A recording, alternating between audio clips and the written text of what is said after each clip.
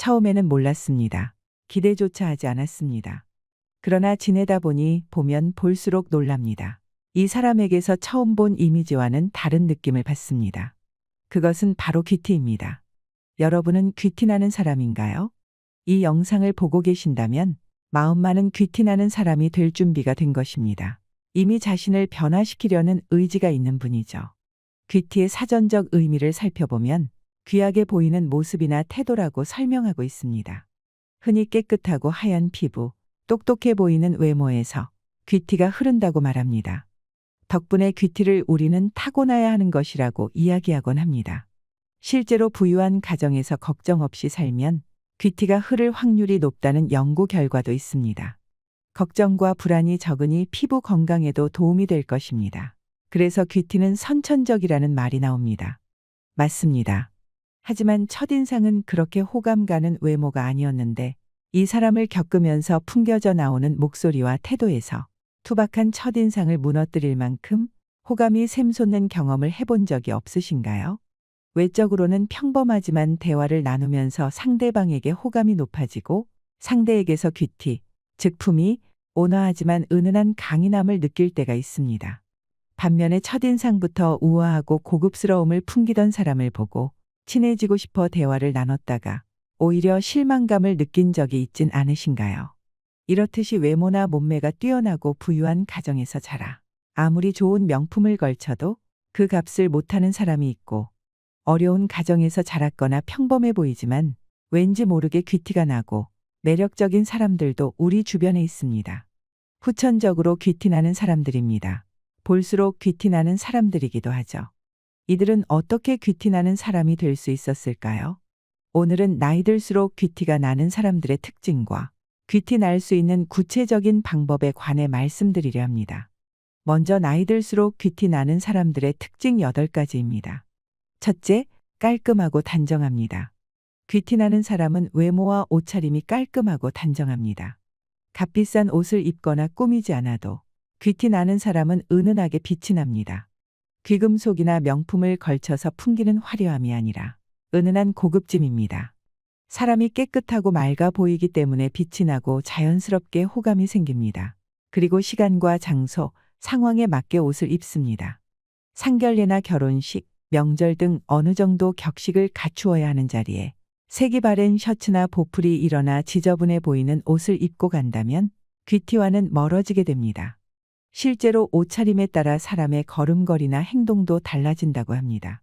깔끔하고 단정한 옷차림은 귀티 나는 데 중요한 부분입니다. 둘째, 자극적인 말을 하지 않습니다. 귀티 나는 사람은 되도록 자극적인 말이나 행동을 하지 않습니다.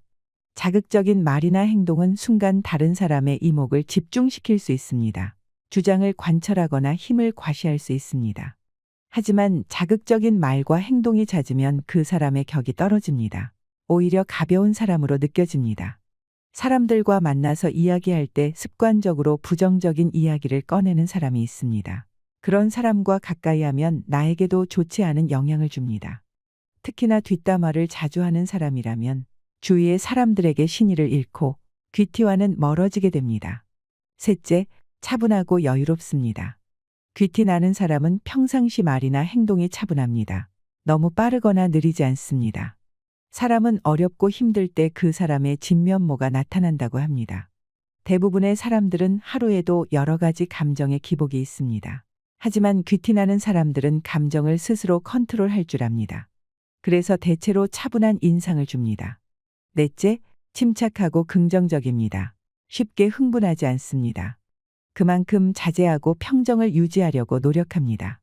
평정심을 잘 유지하는 사람은 상대의 말 공격에도 화내거나 당황하는 것이 덜합니다. 유머로 상대해주며 가볍게 상황을 넘어가기도 합니다.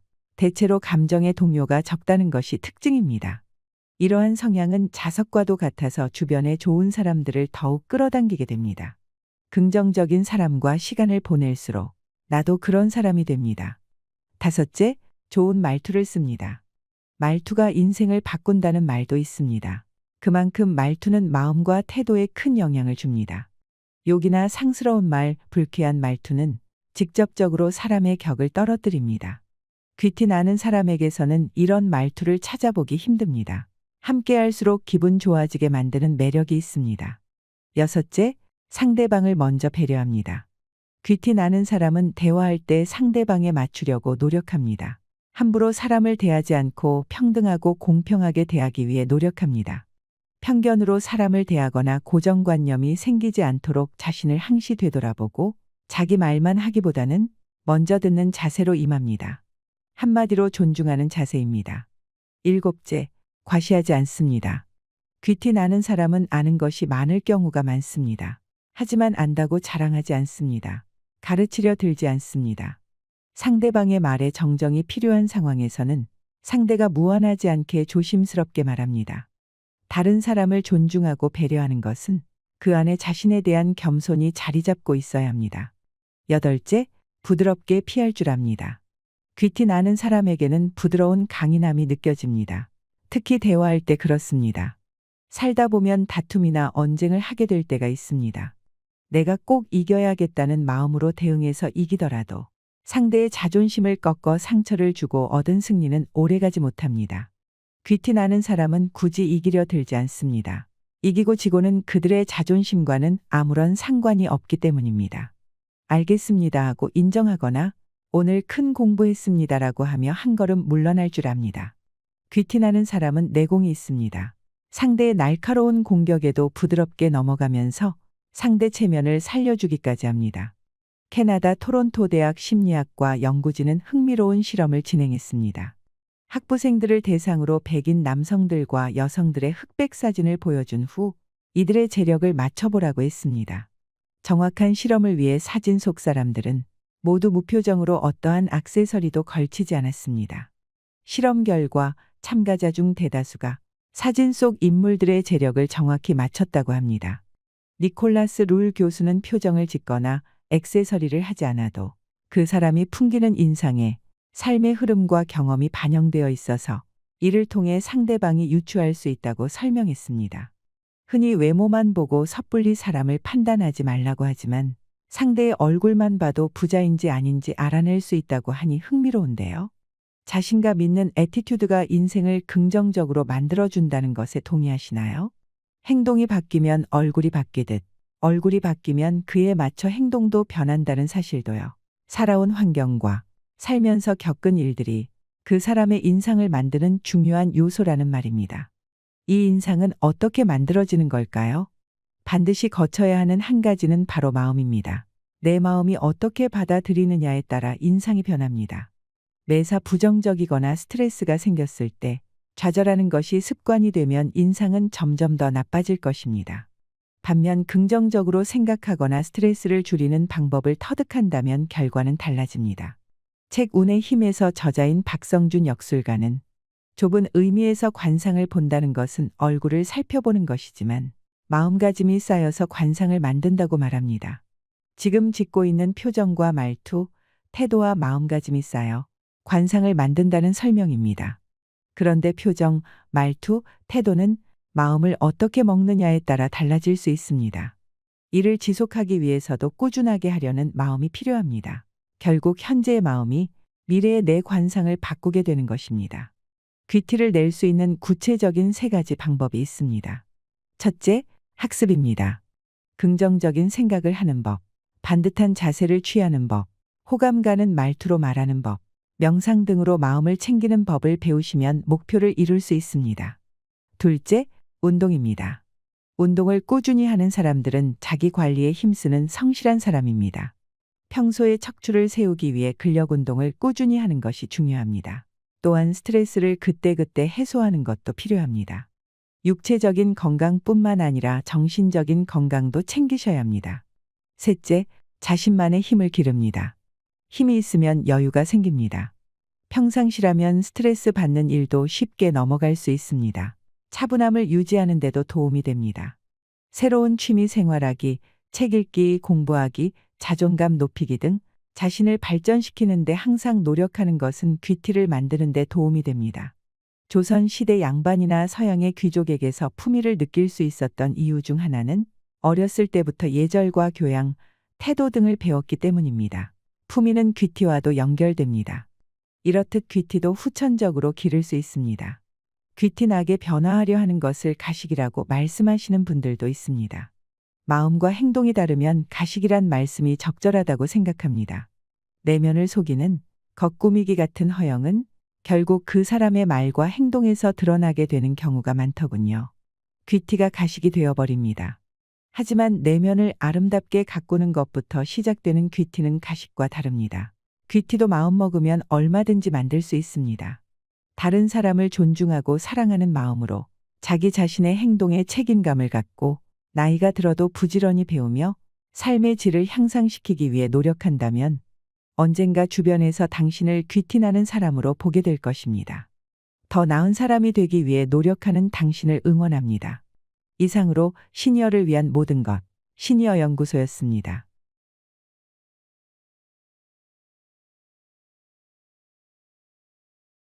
생각해보면 우리가 부모로서 산 기간보다 자식으로서 산 기간이 많습니다. 그래서 그런지 여전히 부모 노릇은 정답이 없는 숙제같이 느껴집니다. 현재 부모 노릇을 하는 분들도 있고 자식을 독립시켜서 부모 노릇에서 해방됐다 생각하고 계시는 분들도 있을 것입니다. 그러면 20세기의 부모 노릇과 21세기를 사는 우리들의 부모 노릇은 어떻게 달라졌을까요? 오늘은 제대로 된 부모 노릇은 무엇인지, 그리고 인생을 최고로 잘 사는 방법에 대해 얘기해 볼까 합니다. 요즘 유행하는 3대 바보 시리즈도 있다고 하는데요. 오늘 영상 끝까지 보시고 도움받으셔서 행복한 삶을 누리시길 바랍니다. 통계를 보면 20세기를 살았던 우리의 부모들은 65년까지 자식을 평균 6명을 두었습니다. 21세기를 살고 있는 우리들은 평균 1.2명을 낳는다고 하는데요. 8집이 1명을 낳고 2집 정도가 2명을 낳으면 평균 1.2명이 됩니다. 그런데 여기서 여성 1명이 몇 명을 낳아야 이론상 인구가 줄지 않고 유지가 될까요?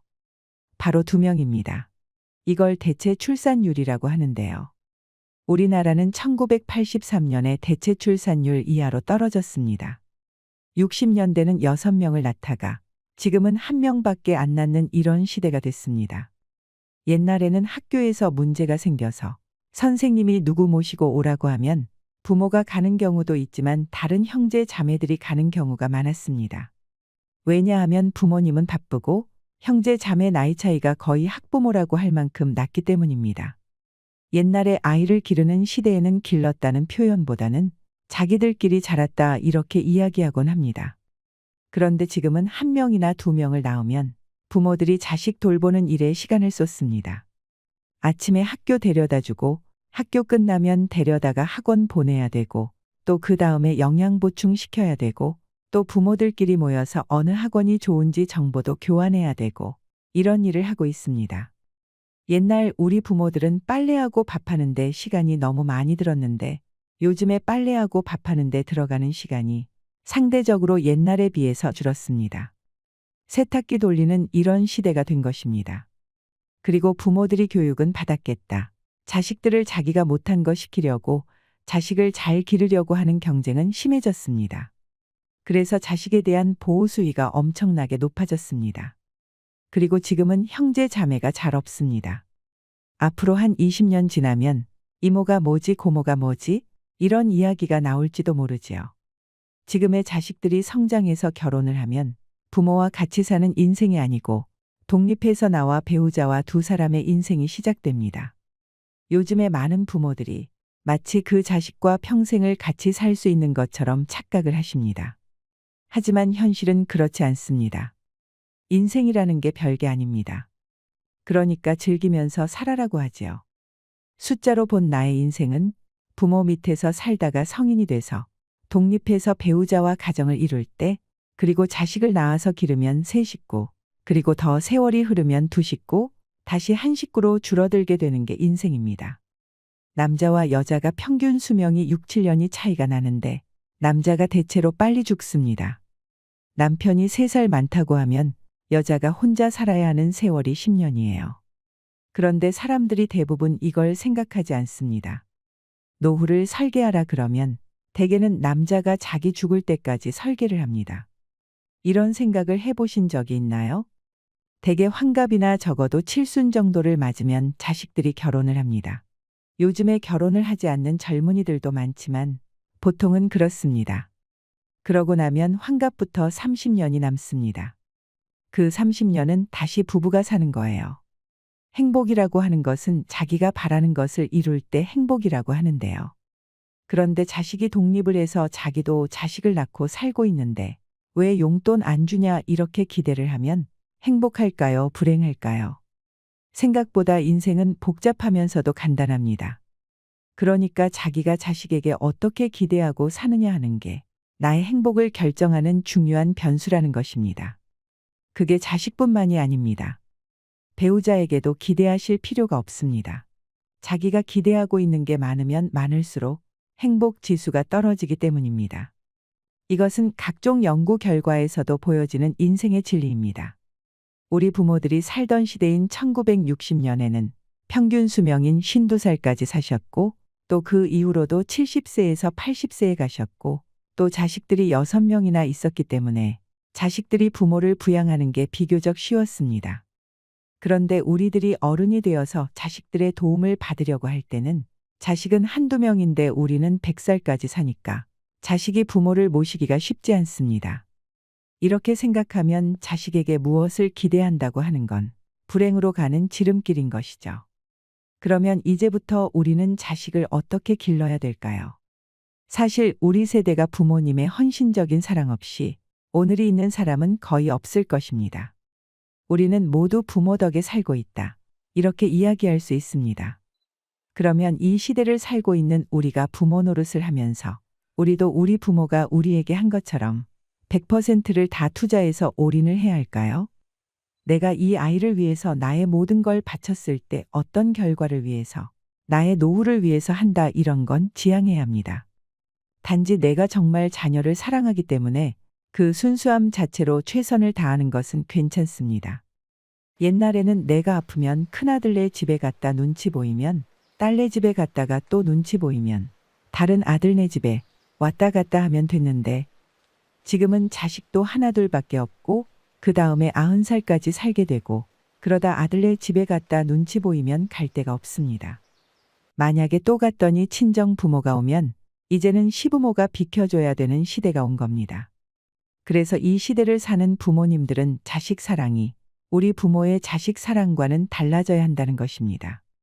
만약에 우리 세대가 나의 모든 걸 바쳐서 자식 사랑을 한다면 나의 노후는 자식한테 손을 벌릴 수밖에 없습니다. 그렇기 때문에 이제는 내가 늙어서 자식에게 손 안 벌리는 것이 진정한 자식 사랑이라는 것입니다. 절대로 사랑하는 방식이 나의 모든 걸 바쳐서 자식의 뒷바라지를 하고 늙어서 자식에게 손을 벌리는 부모가 돼서는 안 됩니다. 지금 자식을 사랑하는 것을 반만하고 나머지는 스스로 자기 노후를 대비하는 데 쓰세요. 지금 내 사랑을 다 바치고 늙어서 손 벌리는 부모가 좋겠습니까? 아니면 지금 적당히 하고 늙어서 손 안 벌리는 부모를 원할까요? 그런데 많은 사람들이 생각을 안 하고 그냥 살기 때문에 늙어서 자식한테 손을 벌리는데 자식도 살기 어렵습니다. 자식이 내 기대에 못 미치고 나의 생각대로 하지 않는다고 내가 너를 어떻게 길렀는데 이렇게 하면 나만 불행해질 뿐이고 자식 간의 의만 상할 뿐입니다. 요즘에 유행하는 3대 바보 시리즈가 있습니다. 첫 번째 바보가 누구냐면 손자와 손녀를 봐주느라고 스케줄 바꾸는 할머니 할아버지입니다. 여러분 주위에 있거나 지금 그러고 계신가요? 만약 모처럼 할머니 할아버지가 놀러 가려고 계획을 세웠는데 딸이 전화가 왔어요. 엄마 김서방이랑 지금 어디 가야 하니까 애들 좀 봐줘 그러면은 부부가 약속한 건 금방 잊어버리고 그냥 손자와 손녀를 봐주는 할머니 할아버지를 첫 번째 바보라고 합니다. 두 번째는 이건 공부를 좀 많이 한 사람이에요. 할머니 할아버지가 상의를 합니다. 여보 우리 이러다 갑자기 죽기라도 하면 애들이 상속세 많이 내야 되지? 그러면 너무 아깝지 하면서 미리 재산을 몽땅 물려주고 용돈 타 쓰겠다고 하는 할머니 할아버지가 두 번째 바보입니다. 세 번째 바보는 혹시 손자 손녀가 와서 자고 가겠다고 하면 방이 너무 좁을까봐 새삼 그 나이에 집 늘려가는 할머니 할아버지입니다. 지금 제가 말씀드린 세 종류의 바보를 보신 적이 있으신가요? 말로는 나는 그런 사람은 안 된다 하더라도 현실적으로는 그게 잘 안 됩니다. 지금 제가 말씀을 드릴 때는 그래, 그럴 것 같다, 나도 해봐야지 해도 이게 잘 안 됩니다. 그래서 굉장히 어려운 겁니다. 혹시 자식이 서운하다고 뭐라 그러면 내가 노후에 너한테 손 안 벌리려고 그러니까 오해하지 말길 바란다 하시면 됩니다. 우리가 이제 연금도 내고 세금도 꼬박꼬박 내는데 국가 차원의 책임을 생각해 보면 옛날에는 젊은 사람들이 많아서 노인들을 봉양할 만큼 세금이 돌아갔습니다. 그런데 이제 우리가 노인이 됐을 때는 인구는 줄어드는데 노인의 수는 많아지니까 젊은 사람이 부족해서 세금으로 감당이 안 되는 겁니다. 여러분이 듣기에 굉장히 거북할 수도 있는 이야기지만 이것이 현실입니다. 그러니 노후 준비는 국가와 내 자식만 믿고 있을 게 아니고 내가 1차적으로 대비해야 됩니다. 이걸 반드시 깨달으시기 바랍니다. 지금 제 이야기하는 걸 들으면 자식들한테 다 주지 말고 반만 뒷바라지하고 반은 남기라고 그랬는데 난 이미 해버렸는데 어떡하냐 하시는 분들도 있습니다.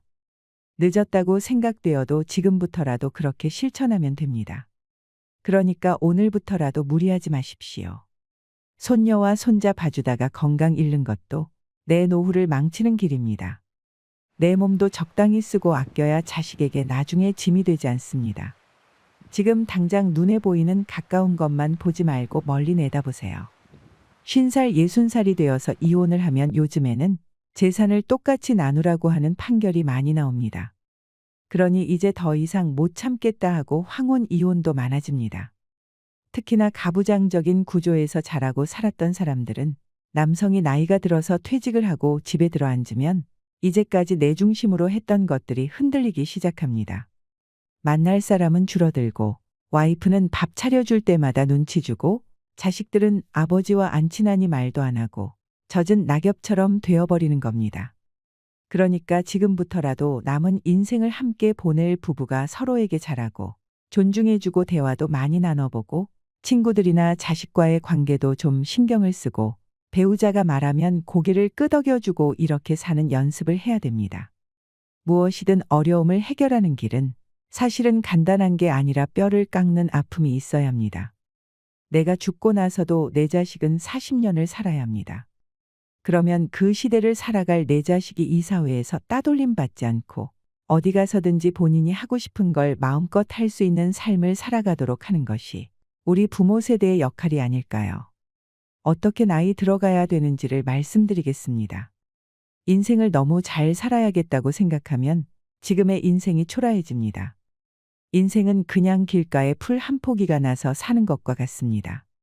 아침에 눈을 뜨면 오늘도 살았네. 한 번씩만 외쳐보세요. 살았다는 느낌보다 인간에게 더 좋은 에너지를 주는 것은 없습니다. 인생에 너무 많은 의미를 두지 마세요. 항상 현재에 살아야 합니다. 지금 살아있다는 것입니다.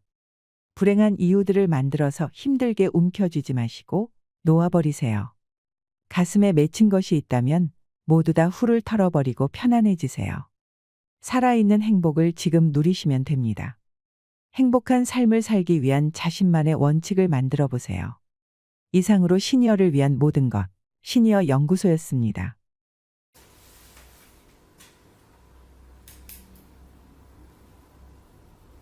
(30년) 노화 연구의 결과로 우리나라 75세 교수가 한국만의 장수 음식 4가지를 발견했습니다. 누구나 건강하게 나이 들어가는 것을 꿈꿀 텐데요. 전 세계적으로 유명한 노화 연구의 대가 박상철 교수는 장수의 비밀을 아는 사나이라고도 불립니다. 우리나라 장수 음식 4가지를 밝혀내고 노인의학협회 회장상과 올해 과학자상까지 수상하는 쾌거를 이뤘습니다. 박 교수는 오래 사는 것이 당연한 시대에서 축복받은 장수와 불행한 장수를 결정하는 것은 모두 본인의 의지에 달려있다고 말합니다. 그런데 장수하는 사람들에게는 그들만의 특별한 비법이 있습니다. 그 중에서도 어떤 음식을 먹느냐가 참 중요하죠. 국제노화학회장 박상철 교수는 실제로 100세 이상 장수한 사람들을 오랫동안 연구했습니다.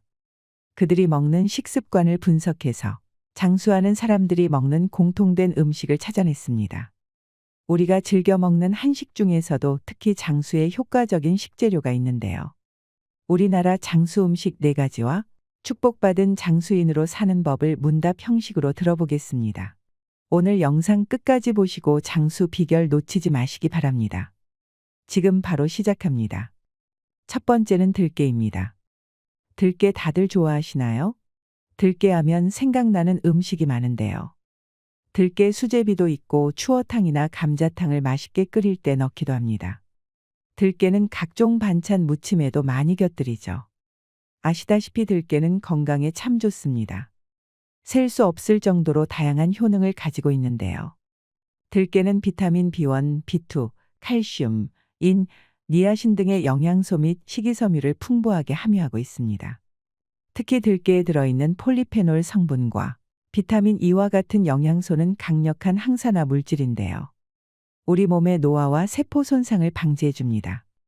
또한 혈당 수치를 낮춰주기 때문에 당뇨병 환자들이 정기적으로 들깨를 섭취하면 혈당 관리에 아주 좋다는 연구 결과가 있습니다. 동맥 경화와 뇌혈관 질환을 예방하는 효과도 있다고 하죠. 또한 들깨는 면역력을 증가시키는 효과가 있고 비만을 예방하는 것에도 참 좋습니다.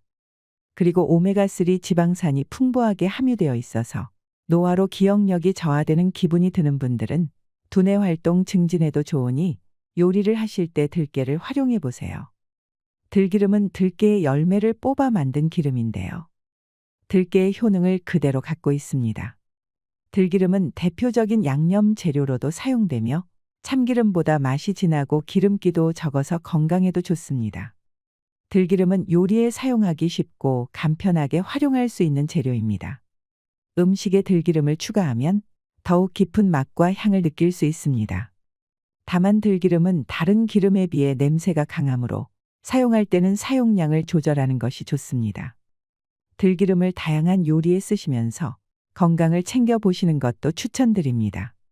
참고로 담양이나 곡성 같은 가장 장수하는 마을이라고 손꼽히는 지역에서는 들깻잎도 자주 즐겨 먹는다고 합니다.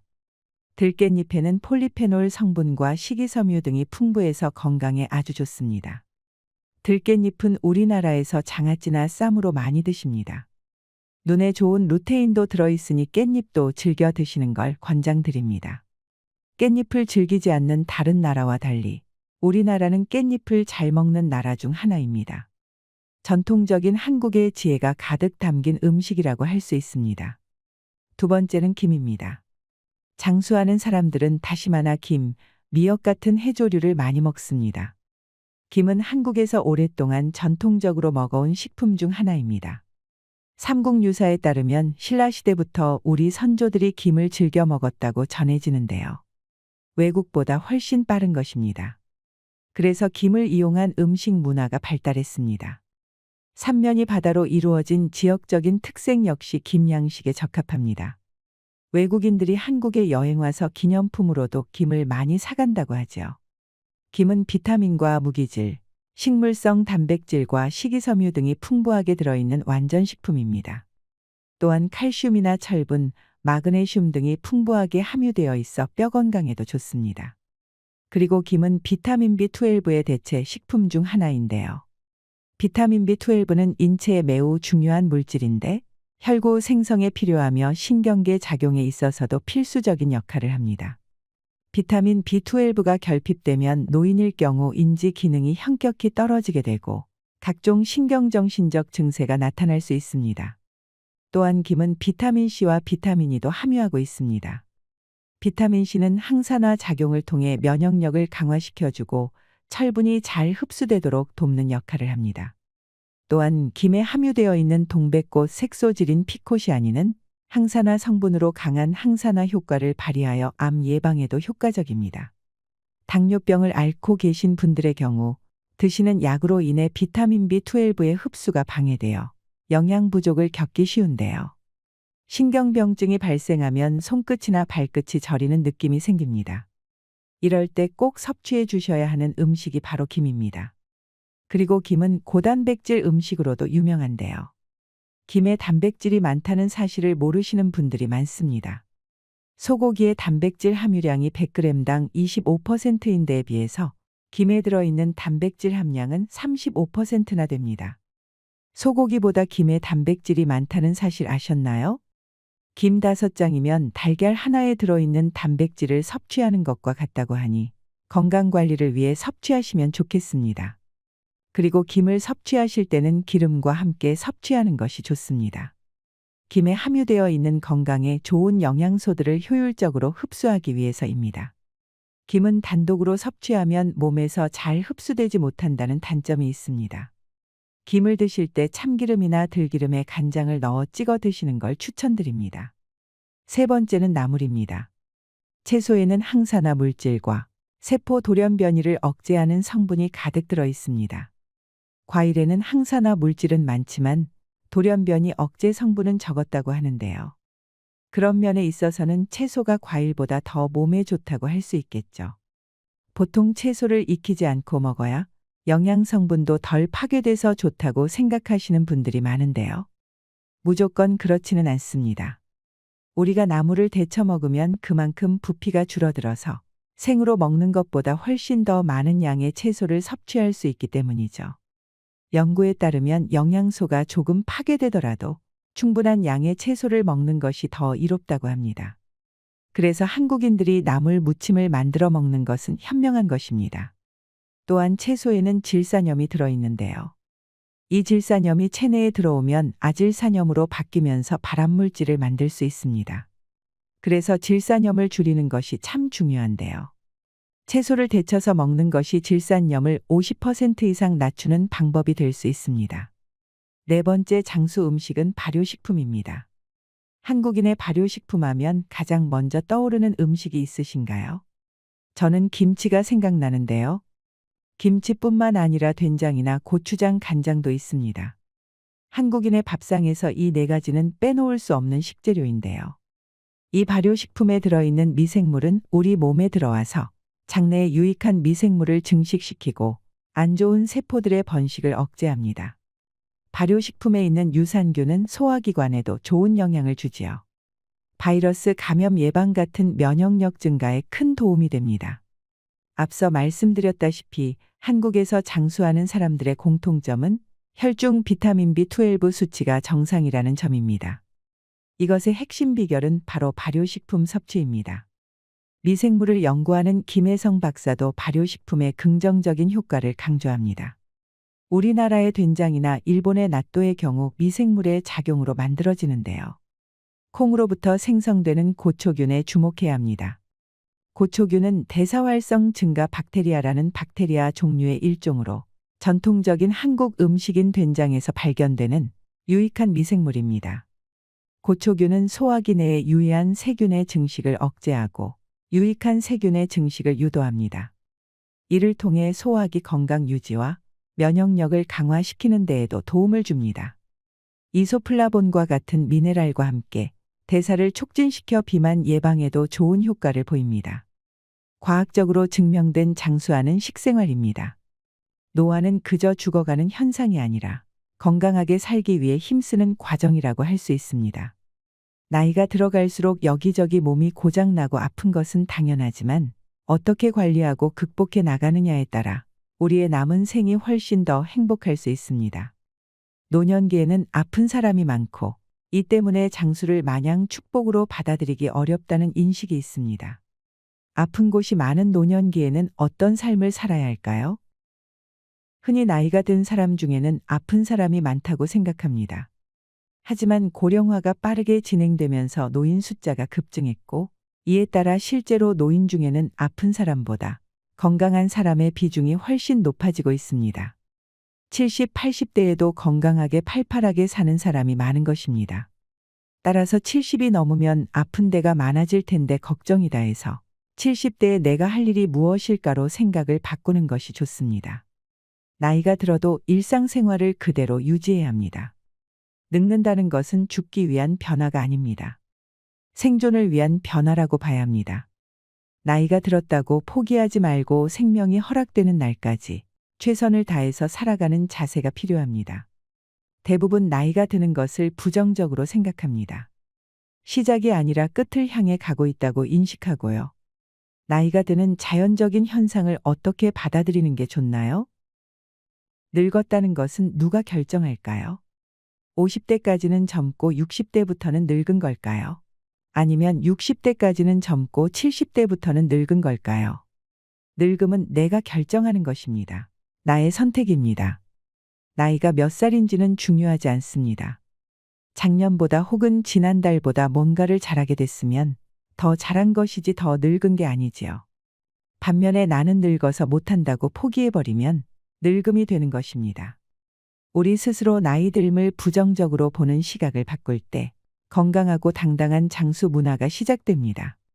건강하고 당당하게 나이 드는 방법이 궁금합니다. 노년기에는 생활 속에서 어떤 원칙을 지키며 살아야 할까요? 건강한 장수를 위한 기본 원칙으로 3가지를 강조하고 싶습니다. 첫 번째는 하자입니다. 뭐든지 해야 합니다. 나는 나이가 많아서 못한다. 나는 기운이 없어서 못한다고 하지 말고 자신이 할 수 있는 일을 찾아서 해야 합니다. 두 번째는 주자입니다. 예전의 노인은 가족이나 이웃의 도움이 필요한 사람이었습니다. 이제는 독립적으로 살면서 가진 것을 나눠주는 사람이 되어야 합니다. 재능을 나눠주는 것도 좋습니다. 능동적인 나눔이 꼭 필요합니다. 세 번째는 배우자입니다. 계속 공부해야 합니다. 세상은 격변하고 있고 변화를 따라가야 합니다. 지금 세상은 나와 상관없는 세상이라고 외면하고 눈과 귀를 막아버리면 안 됩니다. 새로운 것이 있다면 열심히 배워야 합니다. 건강한 장수를 위한 기본 원칙 3가지를 일상에서 어떻게 적용할 수 있을까요? 건강하게 오래 사는 사람들을 관찰하고 연구하면서 몇 가지 공통점을 찾게 되었습니다. 이를 바탕으로 만든 100세를 준비하는 행동 강령 8조목을 소개합니다. 1조목은 움직이자입니다. 움직인다는 것은 절대적으로 중요합니다. 가만히 있어서는 안 됩니다. 노동을 하고 운동을 하고 집안일을 하면서 몸을 계속 써야 합니다. 2조목은 마음을 쏟자입니다. 늙었다고 주변 사람에게 세상 돌아가는 일에 무관심해지지 말아야 합니다. 특히 변화하는 것에 마음을 써야 합니다. 3조목은 변화에 적응하자입니다. 왕년에는 얼마나 잘 나갔는지를 과시하면서 그때의 생각에서 벗어나지 못하면 현재에 적응하지 못합니다. 과거에 머물지 말고 변화에 집중해야 합니다. 4조목은 절제하자입니다. 절대 무리해서는 안 됩니다. 아직 젊다고 체력을 과시하는 것도 금물입니다. 과음, 과식은 자제해야 하고 운동도 강도를 조절해야 합니다. 사람을 사귀는 것도 절제가 필요한 시점입니다. 5조목은 나이 탓하지 말자입니다. 나이는 탓할 게 아닙니다. 무엇을 할지 말지는 나이가 결정하는 것이 아닙니다. 내가 결정하는 겁니다. 6조목은 남 탓하지 말자입니다. 남에게 도움을 요청하기보다는 내가 해야 합니다. 또 이런저런 눈치를 볼 필요가 없습니다. 그동안 하고 싶었던 일을 실컷 해도 됩니다. 7조목은 어울리자입니다. 나이가 들면 혼자 있지 말고 어울려야 합니다. 다가오기를 기다리지 말고 먼저 마음을 열고 다가가는 용기도 필요합니다. 외로움은 마음의 병을 부르게 됩니다. 8조목은 규칙적으로 살자입니다. 100세 어르신을 보면 대부분 규칙적으로 사는 것을 확인할 수 있습니다. 특히 식사 시간은 꼭 지킵니다. 나이가 들수록 생체 리듬이 깨지지 않도록 노력해야 합니다. 상대적으로 시간적인 여유가 생기는 노년에는 운동을 하며 시간을 보내는 경우가 많습니다. 운동은 언제, 어떻게 하는 것이 좋을까요? 권장하는 운동 시간은 몸이 어느 정도 풀린 오후입니다. 하지만 언제 하는지 보다 규칙적으로 하는 것이 중요합니다. 운동하기 편한 시간에 규칙적으로 하면 됩니다. 운동은 며칠만 해서는 효과를 보지 못합니다. 인내심을 가지고 꾸준히 규칙적으로 해야 효과를 볼 수 있습니다. 운동은 3주는 해야 내 것이 되고 3달을 하면 효과가 나오고 3년을 하면 비로소 문화가 된다는 것을 명심해야 합니다. 우리는 한 번도 경험해 보지 않은 고령 사회를 살고 있으며 초고령 사회를 앞두고 있습니다. 박상철 교수는 우리가 살아가고 있고 또는 맞이하게 될 노년기는 변화에 적극적으로 적응하는 삶이 핵심이라고 강조합니다.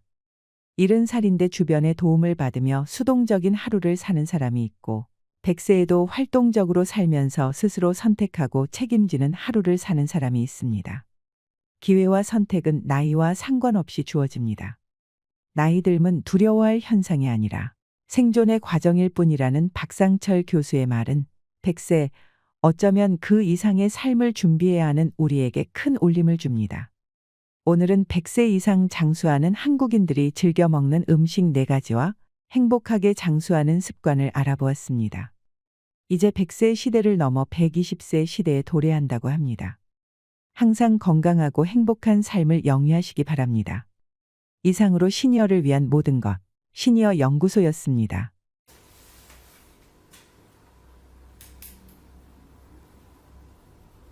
저는 인간관계가 오래가지 못합니다.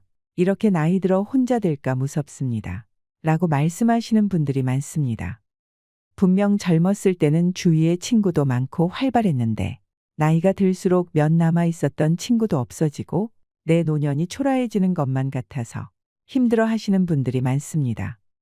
그런데 모든 관계가 오래가야 좋다고 생각할 필요가 없습니다. 어떤 관계는 짧은 게 좋고 어떤 관계는 오래가야 좋을 뿐입니다. 예를 들어 분류는 짧을수록 좋고 결혼은 가능하면 길어야 좋겠지요. 길어야 좋은 관계가 자꾸 짧아지거나 짧아야 좋은 관계가 자꾸 길어진다면 개선을 하면 됩니다. 모든 사람을 만나 무조건 오래 간다면 인간관계가 너무 복잡해지고 새롭고 다양한 경험을 하기 힘들 것입니다. 인간관계는 오고 가야 하는 것입니다. 꽉 묶여 있으면 안 됩니다. 늙어서 외로울까 너무 걱정하지 마세요.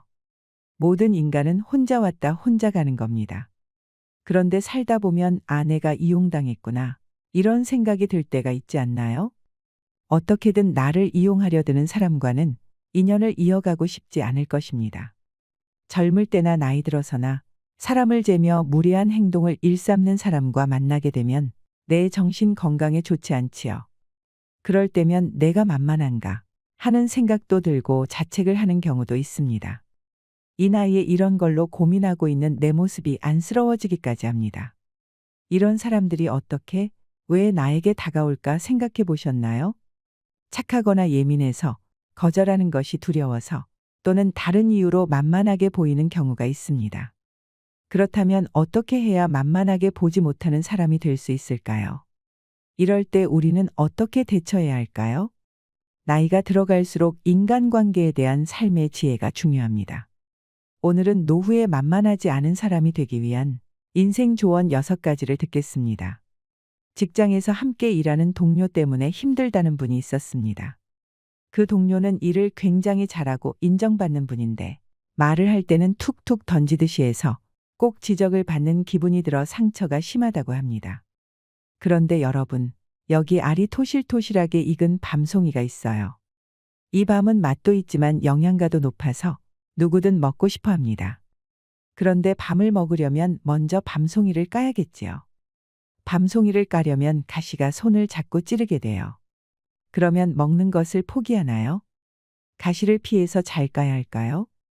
밤 말고도 다른 먹을 것이 많으면 굳이 가시에 찔려가면서 밤을 까지 않아도 되고, 밤이 꼭 필요하면 가시에 찔리더라도 밤을 까야 합니다. 밤이 얼마나 맛있는데 왜 가시가 있을까? 가시가 없는 밤이 있으면 얼마나 좋을까? 이런 생각은 밤을 까는데 아무런 도움이 되지 않습니다. 밤이 내 입맛에 딱 맞고 꼭 먹어야 한다면 가시에 찔리지 않도록 조치를 취해야겠죠. 밤을 까는 쉬운 방법을 연구해야 합니다. 그리고 가시가 있는 것은 좋은 것입니다. 가시가 없다면 다람쥐가 먼저 먹어버려서 남아있는 것이 없었을 것입니다. 인간관계도 밤송이 같은 것입니다. 그 중에서도 유독 가시가 많은 곰팡이 같은 독을 품고 있는 밤송이도 있습니다. 그런 밤송이는 굳이 힘들게 까서 먹을 필요가 없습니다. 이런 사람은 내 인생에서 훌을 털어버리시는 게 좋을 때가 있습니다. 여러 사연자의 얘기를 들어보면 착하고 마음 여린 사람일수록 상처를 더 받고 그 상처도 더 깊습니다. 그런데 그 착한 사람들은 자신이 약해서 바보 같아서 그렇다고 말합니다. 하지만 절대 그렇지 않습니다. 착한 것은 약한 것이 아닙니다. 세상을 살아가면서 좋은 사람도 있지만 나에게 독이 되는 사람도 있습니다. 그런 사람을 대할 때는 나부터가 착하면서도 만만하지 않은 사람이 되는 것이 필요합니다. 나를 지키는 것이 먼저입니다. 첫째로 가능한 분명하고 정확히 말해야 합니다. 분명하고 정확하게 말하면 맺고 끊음이 분명하고 사람이 철저하다는 인상을 줍니다. 나의 선이 명확하면 일단 상대방도 경계합니다. 쉽게 보이지 않기 때문입니다. 일과 관련해서는 자기 일, 업무를 잘 파악하고 분명하고 정확하게 말하는 연습을 해야 합니다. 우리는 업무와 관련된 부분과 사람, 영향까지 파악하고 있는 것을 훤히 꿰뚫고 있다라고 표현합니다. 뭔가를 꿰뚫고 있는 사람, 깊게 아는 사람은 당연히 무시하기 힘듭니다. 대화를 할 때 필요한 말을 정리하여 천천히 말하는 사람은 내공 있어 보입니다. 정리하여 말할 줄 아는 사람은 생각의 깊이가 깊다는 말입니다. 필요 없는 말을 중구난방으로 늘어놓는 사람보다 훨씬 더 있어 보입니다. 내 의견과 주관을 잘 말하는 사람은 분명하고 정확하게 말하는 사람입니다. 여기에 상대방을 배려하고 자신의 의견도 덧붙일 줄 아는 사람은 능력 있는 사람입니다. 주위 사람으로부터 인정받고 존경받게 됩니다. 정확하게 말하면 여러 가지로 해석될 여지를 주지 않습니다. 그래서 발생하는 오해도 적습니다. 상대방에게 이용당할 빌미를 주지 않기에 함부로 대하기 힘들게 되죠. 빈틈이 없고 단단하다는 인상을 줍니다. 단단함의 이면에는 확신과 능력이 있다는 의미가 있어 상대방이 쉽게 보고 덤벼들지 않습니다. 단 여유 있고 느긋한 표정과 자세로 말하십시오. 얼굴에 당하지 않겠다는 인상이 가득하거나 제대로 해내지 못하고 실수할까봐 초조해할 필요는 없습니다. 어색하거나 익숙하지 않을 땐 그것이 말과 행동에 나타납니다. 숨기기 어렵더라도 계속 반복하면 여유와 힘이 생깁니다. 처음엔 누구나 실수합니다. 나이에 상관없이 몸에 익지 않으면 언제든 실수할 수 있습니다. 너무 개의치 마십시오. 처음에는 잘 되지 않고 어렵더라도 분명하고 정확하게 말하는 것이 이익입니다. 계속 자신의 행동을 일관성 있게 유지하면 무시당하지 않습니다. 무시받는 것은 자신의 말과 행동에 확신이 없을 때 일어납니다. 단단함이 아니라 약한 것을 꾸민 것으로 드러나게 되면 악한 사람은 그 약함을 파고듭니다. 자신의 행동을 유지 못하는 이유는 마음이 약해서일 수도 있고 상대방이 계속 요구해서일 수도 있고 미안한 감정이 들거나 동정심 때문에 거절한다는 죄책감 때문에 그럴 수 있습니다. 하지만 상황을 객관적으로 보지 않고 개인의 감정으로 해석하기 때문에 이런 일이 벌어집니다. 일과 감정을 구분 못하면 나의 인생에 큰 상처를 줄 수 있습니다. 식당에서 주문할 때 원하는 것을 물으면 아무거나라고 말하는 분들이 있습니다. 관심이 없을 때에는 이렇게 말할 수 있지만 자기 주장이 없거나 거절을 힘들어하거나 다른 의견을 내는 것이 어려운 사람, 남의 의견을 더 생각하는 사람일 경우 아무거나라고 표현하는 경우가 많습니다. 이런 경우에는 다른 사람에게 주관이 없고 약하다는 인상을 줍니다. 이것이 발단이 되어 무시하는 행동을 불러들이기도 합니다. 거절의 표현이 힘들거나 자기 주장이 어려운 분은 식당에서 주문할 때 아무거나 대신 자신의 의견을 말하는 연습부터 해보세요. 부담이 적은 방법부터 자기 주장을 할 수 있도록 해보세요. 자기 주장이 있다는 것은 당당하다는 의미입니다. 거절할 수 있다는 것은 분명하다는 것을 의미합니다. 이런 사람은 쉽게 보지 않습니다. 거절을 표현할 경우에 더욱 분명하고 정확하게 말해야 합니다. 그렇다고 상대방의 감정을 상하게 하거나 예의 없이 말하라는 것이 아닙니다. 이렇게 하지 않고도 내 의사를 전달할 수 있습니다. 재치 있게 말하며 거절 표현을 할 수 있습니다.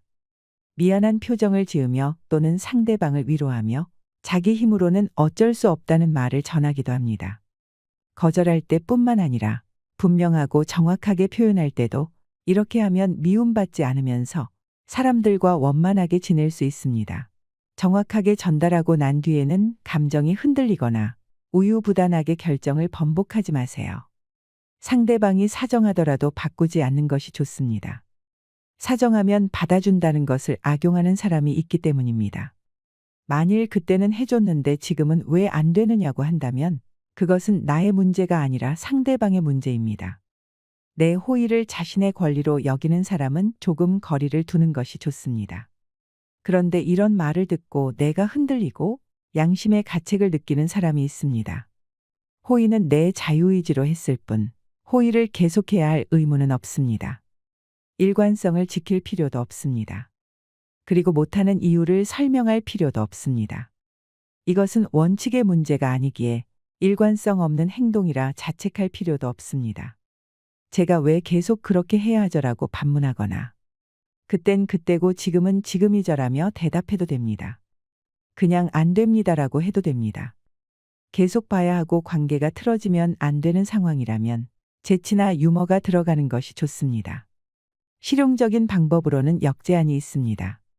나에게 더 이익이 되는 일을 먼저 해주면 도와주겠다고 역제안합니다. 다른 일이 있어서 이것을 해결해주면 하겠다고 합니다. 물론 해결해 달라는 것은 어려운 일이고 내가 하겠다는 것은 나에게 도움이 되거나 다음에 도와달라고 할 빌미로 씁니다. 이런 역제하는 일에서도 빠져나가면서 쉽게 보지 못하게 하는 대표적인 방법입니다. 둘째로 어떤 일이든 분명하게 짚고 넘어가야 합니다. 상대방이 애매하거나 비꼬는 말을 할 경우 상대가 했던 말의 의미를 진지하게 되묻는 것이 좋습니다. 말뜻을 분명하게 짚고 넘어가는 것은 더 이상 나의 빈틈을 주지 않겠다는 표현입니다. 이런 행동은 상대방에게 쉽지 않은 사람이란 인상을 줍니다. 그러니까 말하려는 뜻이 무엇이냐라고 물으면 상대방은 농담이라거나 비판하는 반응을 보일 수 있습니다. 이럴 때는 그냥 궁금해서요라고 대답하면 됩니다. 모든 사람에게 따지고 까칠하게 대하라는 것이 아닙니다. 따지고 까칠할 상황과 그렇지 않은 상황을 구분하는 것이 중요합니다. 상대방의 감정에 내 말투와 행동이 어떤 영향을 주는지 이해하는 것이 필요합니다. 공과 사를 구분하고 원칙에 따라 할 경우에는 이해되지만 상대방의 감정을 고려하지 않은 채 매사에 따지고 까칠하다면 세상을 살아가는데 어려움이 발생할 수밖에 없습니다. 세 번째는 무례한 행동에 반응하기입니다. 무례한 행동에 반응하지 않으면 지금은 편할지 모르지만 다음에는 더 큰 무례를 불러올 수 있습니다. 약한 강도의 무례한 행동을 상대방이 실수로 했다고 생각하거나 유머나 농담 정도로 넘기기도 합니다. 뭐 이런 것에 화를 낸다는 것이 속 좁은 사람처럼 느껴지고 민망하기도 해서 그냥 웃으며 받아주는 척하는 경우도 있습니다. 그러면 자신의 무례를 미안해하는 사람도 있지만 여기에 힘을 얻어 더 심한 행동을 하는 사람도 있습니다. 전문가들은 약한 강도로 하는 무례한 행동이 상대방의 간을 보는 행동일 수 있다고 합니다. 일부러 하는 것이지요. 상대의 반응을 보고 다음 행동을 취하는 것입니다. 말을 얼버무리거나 피하려는 자세로 대하면 상대방은 내가 약하다고 느끼게 됩니다. 처음에 품었던 경계는 풀고 편하게 대해도 된다고 판단합니다. 내가 공격해도 반격이 크게 두렵지 않을 때의 마음입니다. 편하게 생각하다 보면 가끔 자기도 모르게 쉽게 대하거나 무례하게 대하기도 합니다. 그런데 이때 반응하지 않으면 내가 어떻게 해도 가만히 있는 사람, 반격하지 않는 착한 사람으로 보는 것입니다. 실제로 많은 사람들이 그렇습니다. 다만 이것을 이성적으로 하지 말아야 할 일로 생각해 삼가는 분이 있는가 하면 그렇지 않은 사람도 있다는 것이 문제입니다. 물론 한두 번 참아줄 수는 있습니다. 그러나 도를 넘는다는 생각이 들면 무조건 참을 필요는 없습니다. 재치나 유머, 웃지 않는 침묵으로도 나를 지킬 수 있습니다. 어느 연예인이 무례한 말에 상처 주네라며 유머 있으면서 직접적인 표현으로 마음을 드러내 보인 것이 예입니다. 네 번째는 적당히 베푸세요. 단 몇 분만이라도 숨 쉴 수 없으면 죽음에 이르는데도 공기에 대한 고마움은 쉽게 떠오르지 않습니다. 선의로 베푸는 것에도 이런 현상이 벌어질 때가 있습니다. 때론 도움을 받는 사람이 자신의 권리인양 행동하는 모습에 배신감마저 느낍니다. 몰라서 그럴 수도 있지만 알면서도 그런 경우가 많습니다. 이런 문제를 막는 해결책은 나를 먼저 생각하는 것입니다. 착한 분들은 먼저 남부터 생각합니다. 상대방이 선을 넘어도 말도 못하고 꾸역꾸역 해냅니다. 그런데 상대방은 감당할 만하니까 하나보다라고 생각합니다. 이런 생각에 다음에는 더 큰 것을 부탁하죠. 물건을 깎다 보면 더 낮출 수 있을 것 같아서 한 번 더 깎는 것처럼요. 적당히 베푸세요. 나를 먼저 생각하는 것도 용기입니다. 그렇게 하면 많은 문제가 해결될 수 있습니다. 봉사도 도울 여유가 있다면 하는 것이지, 나 자신을 잃으면서까지 과할 정도로 힘들게 해서는 안 된다는 것입니다. 돕겠다는 이타적인 마음에서 출발했지만 고통으로 끝날 수도 있습니다. 내 능력과 생활, 가족까지 고려했을 때 가능하다면 돕는 것이고 힘들다면 베풀 수 없는 것입니다. 베풀지 않았다고 비난할 이유도 없고 상대방에게 미안해하거나 죄책감을 느낄 필요도 없습니다. 무리하게 베풀면 자신은 힘들고 지칩니다. 그러나 상대방은 당신이 말하지 않으면 그것을 모릅니다. 상대방을 탓할 수도 없는 것이, 그런 결정은 내가 했기 때문입니다. 서로 만족하면서 나도 즐거우려면 자신만의 원칙을 세워 적당히 베푸는 것이 좋습니다. 그리고 안 되는 것에는 거절할 줄도 알아야 합니다. 5번째는 나 자신을 되돌아봐야 합니다. 만만한 사람이 된 근본적인 해결책을 찾으려면 나 자신을 알아야 합니다. 예민한 성격이거나 거절할 줄 모르는 성격일 때 다른 사람의 부탁을 들어주지 못했다는 것에 대한 죄책감이 원인이라면 이러한 해법이 있습니다.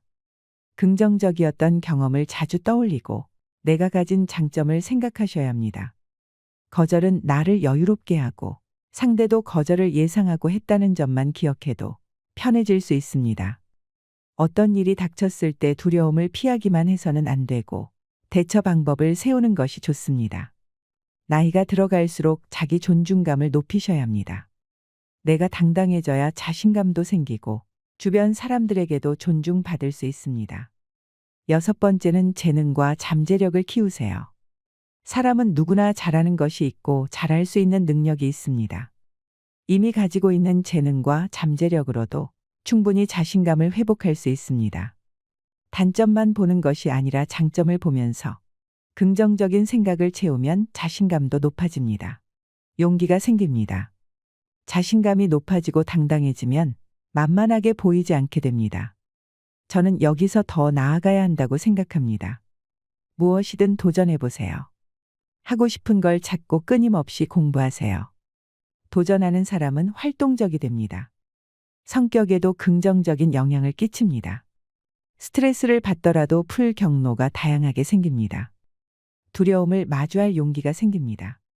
활동이 많아지면 시간 관리에도 신경 쓰게 되고 다양한 경험이 쌓입니다. 특히 은퇴 후에 익숙한 것만 하시면서 가만히 있지 말고 새로운 취미도 만들어 보시고 사회 구성원으로 적극적으로 활동하면서 다양한 기회를 가지시길 바랍니다. 이러한 경험은 인생에서 소중하게 쓰일 수 있는 자원이자 무기가 됩니다. 만만하지 않은 사람을 넘어 강한 사람이 되는 것입니다. 앞에서 말씀드린 6가지만 지키면 마음이 편해지고 할 수 있는 일이 많아집니다. 그것은 나의 좋은 기운을 빼앗는 사람으로부터 나 자신을 지키는 길이 될 것입니다. 사람에게 더 이상 상처받지 않는 깨달음의 시간이 되었길 바랍니다. 이상으로 시니어를 위한 모든 것, 시니어 연구소였습니다.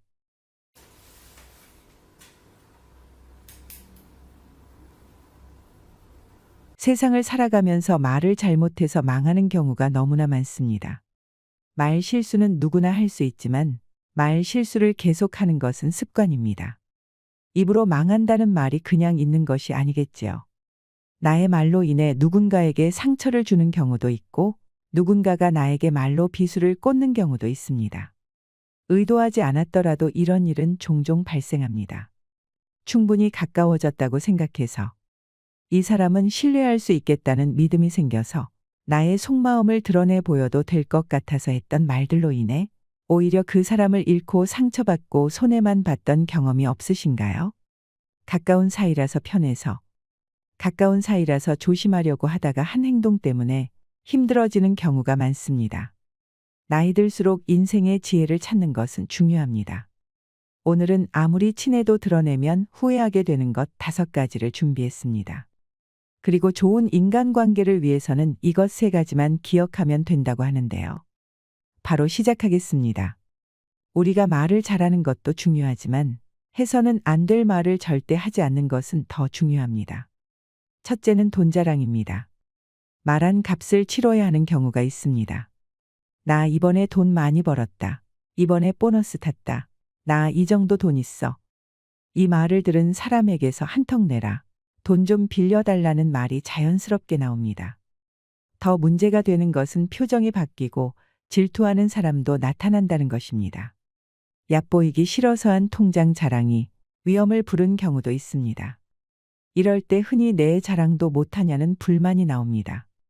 자랑도 마음껏 못하는 세상과 인간관계가 답답하게 느껴질 수 있습니다. 하지만 인간의 본성과 상대방 입장을 고려해 본다면 불만이나 답답함은 조금은 누그러들 수 있지 않을까 생각합니다. 위험을 불러일으키기 쉽고 그 위험이 크다는 것을 알게 되기 때문입니다. 자랑은 남에게 말해서 문제가 생깁니다. 혼자 속으로 마음껏 자랑하세요. 굳이 사람들 앞에서 얘기를 꺼낼 필요가 없습니다. 자랑은 일종의 과시욕입니다. 내가 가진 것을 과시한다는 것은 내 얘기를 들어주는 사람, 봐주는 사람이 없으면 소용이 없기 때문입니다. 내 입으로 말했으니 그 말한 값을 치르게 되고 들어준 대가도 치러야 합니다. 내가 돈 자랑을 했을 때 돈을 빌려달라는 사람이 많아지는 것은 자연스러운 현상입니다. 여유가 없는 사람보다 여유가 좀 있는 사람에게 돈을 부탁하는 것은 자연스럽습니다. 자신이 이런 정보를 줬으니 상대는 기회를 활용하는 것뿐입니다. 친척 생일, 경조사 등에서 얼마나 돈을 낼지 기대하는 사람도 있습니다. 사람의 욕심이라는 게 무섭습니다. 나도 모르게 그런 생각을 하게 됩니다. 너 돈 많다며? 돈 많은데 이 정도는 쓸 수 있는 거 아니야 하고 바라는 게 생깁니다. 기대에 못 미치면 그만큼 좋지 않은 평이 나옵니다. 소문이 퍼져 더 많은 사람에게서 연락이 올 수 있습니다. 그동안 연락이 뜸했던 친척이 찾아오기도 합니다. 도움을 요청하는 생면부지의 사람들의 연락도 자주 받게 됩니다. 실제로 로또에 당첨돼서 당첨금을 받으러 가면 어떻게 귀신같이 알고 온갖 기부단체들이 돈 좀 기부하라고 그렇게 연락을 한다고 합니다. 얼굴도 모르는 사람이 내가 돈이 있다는 사실 하나만으로 나에게 돈을 요구하고 부탁을 합니다. 돈 자랑하는 사람 중에는 자랑하고 싶은 마음에 어쩌다 한번 잘 번 것을 이야기할 때가 있는데 듣고 있는 사람은 그 금액을 최대가 아닌 최저로 받아들입니다. 없다고 해도 더 있겠지라는 생각으로 계속 두드려 봅니다. 그래서 현명한 사람들은 돈 자랑을 하지 않습니다. 자랑하면 여러 부작용이 생긴다는 것을 알기 때문에 조용히 있는 것입니다. 상대 마음을 아프게 할 수 있고 상대적 박탈감이나 질투를 부를 수 있다는 것을 예상합니다. 예전부터 돈이 많았던 사람들은 이런 일 저런 일에 하도치여 사람한테 질렸다고 표현하는 사람도 있습니다. 기쁨을 마음껏 나누기도 힘들다는 생각에 친구나 인생이 쓸데없고 덧없다는 생각이 들기도 합니다. 하지만 친구가 잘 되면 기뻐해주는 친구는 있습니다. 물질적으로 친구 관계를 판단하지 않고 정신적인 관계로 대하는 친구가 바로 그런 친구입니다. 친구가 잘 됐다는 말에 같이 기뻐해주는 사람이 진짜 친구라지만 그동안 처신이 좋지 않았던 사람에게는 좋은 반응이 없겠지요. 먼저 자신이 그동안 성숙하게 행동해 왔는지부터 살펴봐야 합니다. 자랑할 때 상대방의 입장을 생각하는 것이 부족하다면 문제가 생깁니다. 내가 일이 잘 풀리고 기뻐서 돈 벌었다고 자랑할 때 돈 때문에 힘들어진 사람도 있을 수 있습니다. 이런 부분까지도 미리 생각할 줄 아는 사람이 진정한 성인입니다. 우리는 항상 겸손해야 합니다. 길게 자주 말할 필요 없습니다. 들뜨는 것은 모두가 같이 기뻐할 수 있는 상황일 때에도 늦지 않습니다. 기쁜 일이 있을 때는 나보다 상대를 생각하는 것이 좋습니다. 앞서 말씀드렸듯이 자랑을 하려면 내 앞에 사람이 있어야 합니다. 그 사람을 배려하는 것은 당연한 일입니다. 배려하기 싫다면 나에게 다가올 과보를 감내하거나 사람 없이 하면 됩니다. 어느 누구도 탓할 필요 없습니다. 질투에 미리 대비하는 사람이 있습니다. 아무리 친해도 조심할 건 조심하는 사람입니다. 이들은 질투는 인간의 자연스러운 감정이란 걸 받아들입니다. 인생이나 인간관계가 허탈하다며 힘들어하기보다 이해와 배려로 이를 극복합니다. 둘째는 친구를 영업 대상으로 대하는 태도입니다. 진국인 친구가 없다며 한탄하지만 정작 나는 진짜 친구를 만드는 노력을 하고 있는지 생각해 볼 필요가 있습니다. 진짜 친구가 아니면 친구는 없다고 생각하는 것은 실수입니다. 가깝지 않아도 좋은 친구가 될 수 있습니다. 그런데 이런 친구를 놓치는 실수를 하는 경우가 있습니다. 그중 하나가 친구를 도구로 여길 때입니다. 나와 친구할 사람을 골라서 사귀고 도움이 안 되면 버리고 새로 교체하면 된다는 식으로 접근하는 사람은 정말 크게 후회할 실수를 하고 있는 것입니다.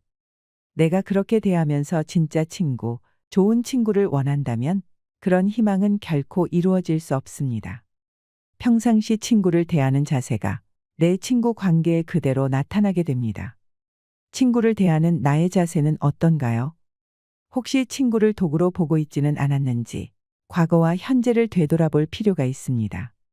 친구를 영업 대상으로 여겨 설득하려 하거나 친구니까 이 정도는 도와줄 수 있잖아 하며 도움을 바라고 만날 때마다 자기 얘기만 줄줄 늘어놓으면 친구 관계가 깨지기 쉽습니다. 직업 정신이 투철해서일 수도 있지만 회사에서 교육받을 때 지인 영업을 은연중 부추겼을 수도 있습니다. 실적에 떠밀려 초조해서 친구를 찾아가 힘들게 할 수도 있습니다. 얼마나 어려우면 친구가 싫어할 것을 알면서도 찾아갈까요? 하지만 이런 상황은 오래 끌수록 나만 힘들어집니다. 이때 이런 상황이 과연 얼마나 어려운 상황인지 되짚어 봐야 합니다. 친구가 도와줘야 직장을 유지한다면 어차피 직장에서의 생명은 얼마 가지 못합니다. 지인 영업에서 벗어나지 못하는 사람은 회사도 원하지 않습니다. 회사와 나 사이에 누가 손해를 보고 있는지 생각해 봐야 합니다. 나는 실적 압박에 시달리면서 인간관계도 다 깨진다면 이것이야말로 늪에 빠진 격입니다. 회사에서 성장할 방법을 찾든지 새로운 직업을 모색해 봐야 합니다. 내가 바뀌지 않으면 문제를 해결하기 힘들어집니다. 보통 영업하는 친구를 싫어하는 이유는 귀찮게 하는 것도 있지만 자신을 이용한다는 생각 때문에 싫습니다. 이것에서 벗어나려면 친구가 필요하다는 말이 나오기 전까지는 말을 꺼내지 않는 것이 좋습니다. 친구의 도움이 필요하다면 솔직히 도와달라고 이야기하는 것이 낫습니다. 차라리 내가 발전할 수 있는 방법을 의논하는 것도 좋은 방법입니다. 친구가 자신을 이용하는 것이 아니라 정말 도움이 필요하다는 것을 느끼기 때문입니다. 셋째는 돈을 빌려달라고 할 때 정색하는 모습입니다. 평상시 밥도 잘 사고 이런저런 도움을 주었습니다. 그런데 법정 다툼이 생겨 돈이 부족하게 되어 이 사람에게 200만 원만 융통을 부탁했습니다. 그런데 돌아온 말이 가까운 사이에 돈거래는 하지 않는 것이란 말을 들었다고 합니다. 순간적으로 변하던 차가운 눈빛이 아직도 생생히 떠오른다고 합니다. 뭔가 도움을 얻으려고 그동안 밥 사고 도움 준 것이 아니었습니다. 받아먹을 때는 좋아라 했으면서 내가 도와달라고 하니 냉정하게 대하는 태도에 사람에 대한 회의가 생겼다고 합니다. 어려울 때 돈을 빌리려고 했다가 큰 상처를 받는 경우가 있습니다. 내가 힘든 상황일 때는 더 상처받기 쉬운 것이 인간입니다. 가까운 사이에서는 돈거래하는 건 아니라고 봐. 친구를 잃고 싶지 않아서 돈거래는 꺼려져. 돈은 은행에서 빌리는 거야라는 말을 듣는다면 어떨까요? 분명 서운한 감정을 느낄 것입니다. 친구를 잃고 싶지 않아서 한 말들이어도 이것 때문에 친구를 잃게 됩니다. 상처난 마음에 차디찬 냉수를 끼얹는 것처럼 느끼게 되기 때문입니다. 지혜롭게 거절하려면 이러한 태도를 드러내면 안 됩니다. 거절하더라도 먼저 상대방 상황에 대한 공감부터 하는 게 좋습니다. 그런 다음에 그냥 돈이 없어서라는 말을 하는 것이 낫습니다. 가장 해서는 안 될 것으로 보증 서는 것 같은 가까운 사람과의 돈거래를 꼽습니다. 이것 때문에 집안도 망하고 친구도 잃어버리기 쉽기 때문입니다. 위험하니까 냉철하게 선을 긋는 것도 좋지만 이것은 마음속으로 해도 충분합니다. 말과 태도는 부드럽게 그것을 실행하면 됩니다. 선을 긋는다는 것이 정색하며 단호하게 말하는 것이 선을 긋는 것이 아닙니다. 꼭 차갑게 할 필요는 없습니다. 오히려 정만 만들고 사회생활과 인간관계를 힘들게 만들 수 있어 결코 드러내지 않는 것이 현명합니다. 넷째는 나의 비밀입니다. 절대 다른 사람에게는 말하지 마 하며 내 비밀을 털어놓았던 경험이 있으신가요?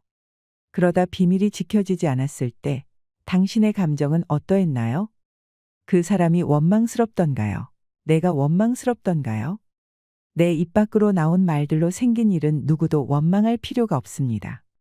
이런 얘기를 하면 이렇게 말하는 사람들이 있습니다. 친구 간의 비밀을 터놓고 얘기해야지. 비밀을 터놓지 않는 게 친구냐? 그런데 이 비밀을 가족 관계에서도 터놓고 얘기했다가 발설되면서 집안이 폭망한 경우도 있습니다. 우리가 너만 알고 있어 하고 말하는 순간 이미 비밀이 아닙니다.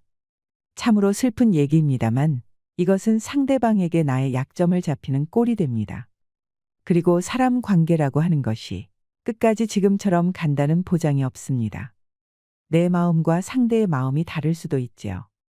네 번째는 타인의 비밀입니다. 입으로 죄 짓는 것 중 하나가 타인의 비밀을 말하는 경우입니다.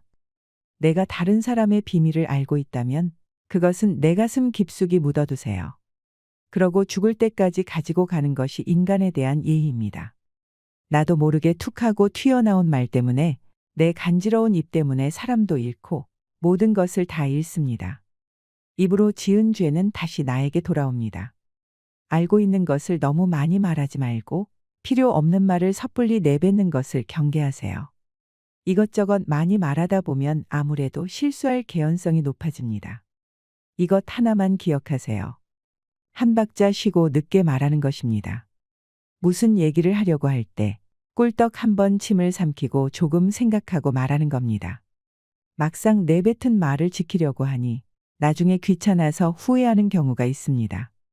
기분이 좋았을 때 선뜻 약속을 해놓고는 나중에 내가 왜 그런 말을 했을까? 그랬던 경험이 없으신가요? 그래서 한 박자 늦게 천천히 말하는 게 중요합니다. 천천히 말하는 것에는 효과가 여러 가지가 있습니다. 말을 천천히 하면 목소리가 낮아지고 정중해집니다. 야, 그래 가지고 말이지 뭐. 이런 식으로 말을 하면 말에 무게가 없어 보입니다. 사람이 가벼워 보이게 되죠. 그러나 목소리를 낮춰서 생각하고 말하면 목소리가 낮아지고 정중한 느낌이 듭니다. 사람이 가벼워 보이지 않고 있어 보이게 됩니다. 소위 높은 자리에서 사람들에게 존경받으며 살아가는 사람들이 말을 빨리 하는 경우는 거의 보지 못했습니다. 말을 해야 하는 직업이 아니라면 보통 성공한 사람들은 말을 천천히 합니다. 그것을 사람들이 폼을 잡는다고 표현하는데 폼을 잡는 게 아니라 폼이 있어 보이는 것이죠. 그리고 말을 천천히 하면 설득력이 높아집니다. 신뢰감을 느낄 수 있습니다. 세일즈맨이 물건을 팔 때 말을 빨리빨리 하면 사기치는 것 같습니다. 조급해 보입니다. 그러나 말을 천천히 하면 이해도 쉽게 되고 설득력이 있습니다. 쉽게 흥분하지 않고 감정 조절이 되기 때문에 상대로부터 신뢰를 얻을 수도 있습니다. 더불어서 좋은 인간관계를 위해서는 이것 세 가지만 기억하면 됩니다. 첫째로는 경청하는 것입니다. 이것은 아마 여러분들도 알고 있을 겁니다. 그런데 우리는 경청하는 척하면서 실제로는 상대방 말이 끝나면 내가 무슨 말을 하지? 이것을 생각합니다. 그러지 마시고 내 앞에 있는 사람이 어떤 마음에서 저런 얘기를 하는지를 잘 경청해 보세요. 많은 것이 달라질 겁니다. 두 번째로는 격려하라는 것입니다. 격려는 칭찬하는 것과는 다릅니다. 칭찬은 칭찬거리가 있어야지 칭찬할 수 있습니다.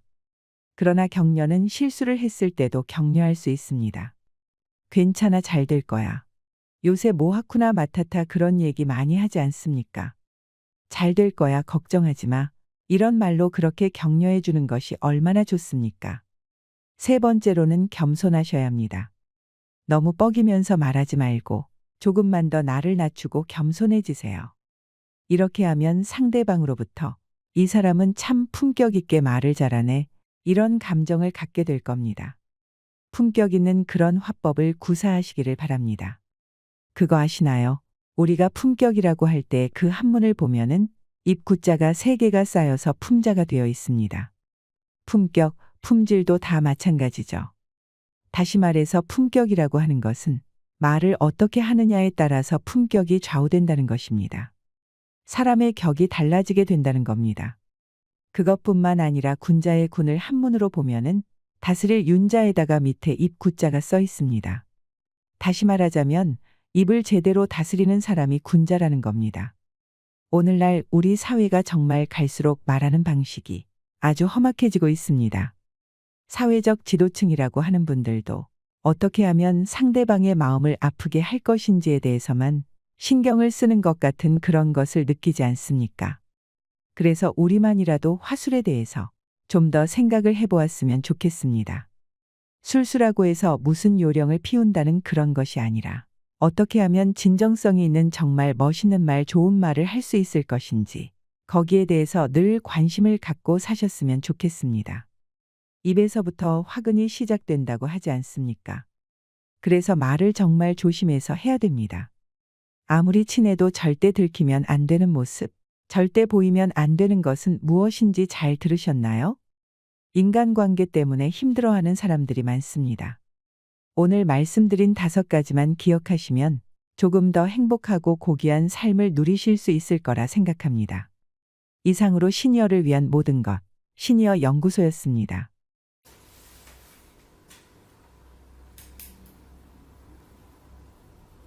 오늘은 전원생활 20년 차가 말하는 절대 사면 안 되는 전원주택의 조건 16가지를 말씀드리려 합니다. 다른 영상을 찾아서 여러 개 보실 필요 없습니다.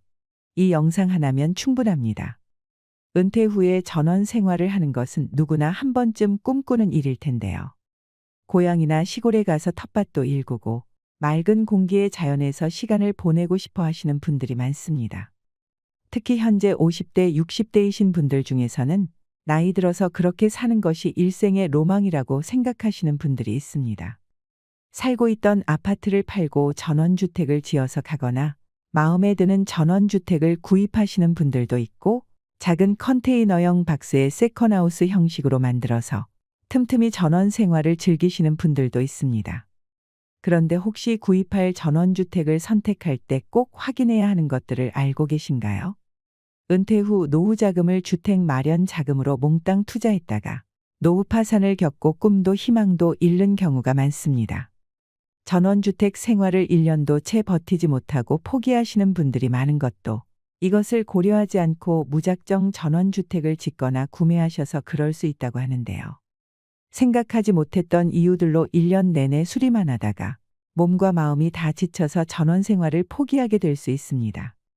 오늘 말씀드릴 이런 요소들은 건축가나 공인중개사 분들도 알지 못하는 경우가 많습니다. 안 살아본 사람은 절대 모르는 거죠. 이 정도는 문제 없을 거라 생각하고 당연히 극복 가능하다고 생각했던 것들이 현실과 맞닥뜨리면 아주 피곤하고 당황스러운 일로 다가올 수 있습니다. 전원주택 매물은 지역별로 조금만 찾아보면 정말 많습니다. 그러니 너무 조급하게 생각하지 않으셔도 됩니다. 전원 생활을 꿈꾸고 계신 분들이라면 오늘 제가 말씀드리는 여러 가지 사항들을 잘 고려하셔서 신중한 선택하시길 바랍니다. 절대 짓거나 사면 안 되는 집. 첫 번째는 주변에 혐오시설이 있는 경우입니다. 집 주변에 축사가 있으면 24시간 내내 올라오는 오물 냄새 때문에 정말 고통스럽습니다. 비가 오는 날에는 비린내와 섞여서 더 참을 수가 없습니다. 그리고 근처에 시멘트 공장이 있다면 1년 내내 미세먼지 때문에 건강에 아주 안 좋은 영향을 줄 수 있어요. 그리고 쓰레기 매립장 문제도 있는데요. 쓰레기 매립이 근처에서 이루어지면 어쩔 수 없이 수질오염이나 대기오염이 발생할 수밖에 없는데요. 실제로 이러한 혐오시설 근처에서 사신 분들은 각종 질병에 걸릴 확률도 높다고 하지요. 군부대나 사격장, 공동묘지, 하수처리장과 비행장, 고압전 신주가 있는지도 꼭 체크하셔서 혐오시설 없는 곳에서 전원생활 할 수 있는 공간을 찾으시길 바랍니다. 직접 마을을 전체적으로 돌아보시면서 편의시설이 있는지, 혐오시설은 없는지 눈으로 확인하셔야 합니다.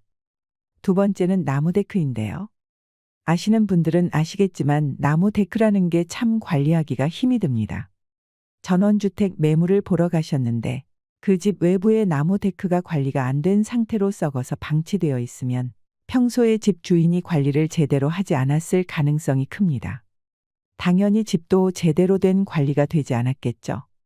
데크가 파손되어 있는지 얼마나 노후화되어 있는지를 눈으로 직접 꼼꼼히 확인해 보셔야 합니다. 전원주택은 관리가 중요하기 때문에 집에 애정 없이 살게 되면 눈 깜짝할 새 헌집이 되어버리는 게 전원주택입니다. 나무 데크만 보더라도 예상할 수 있으니 집이 전체적으로 유지 보수가 되어 있는지 꼭 확인하시길 바랍니다. 세 번째는 지하수를 쓰는지입니다. 솔직히 지하수 쓰는 곳은 묻지도 따지지도 말고 걸으라고 하는데요.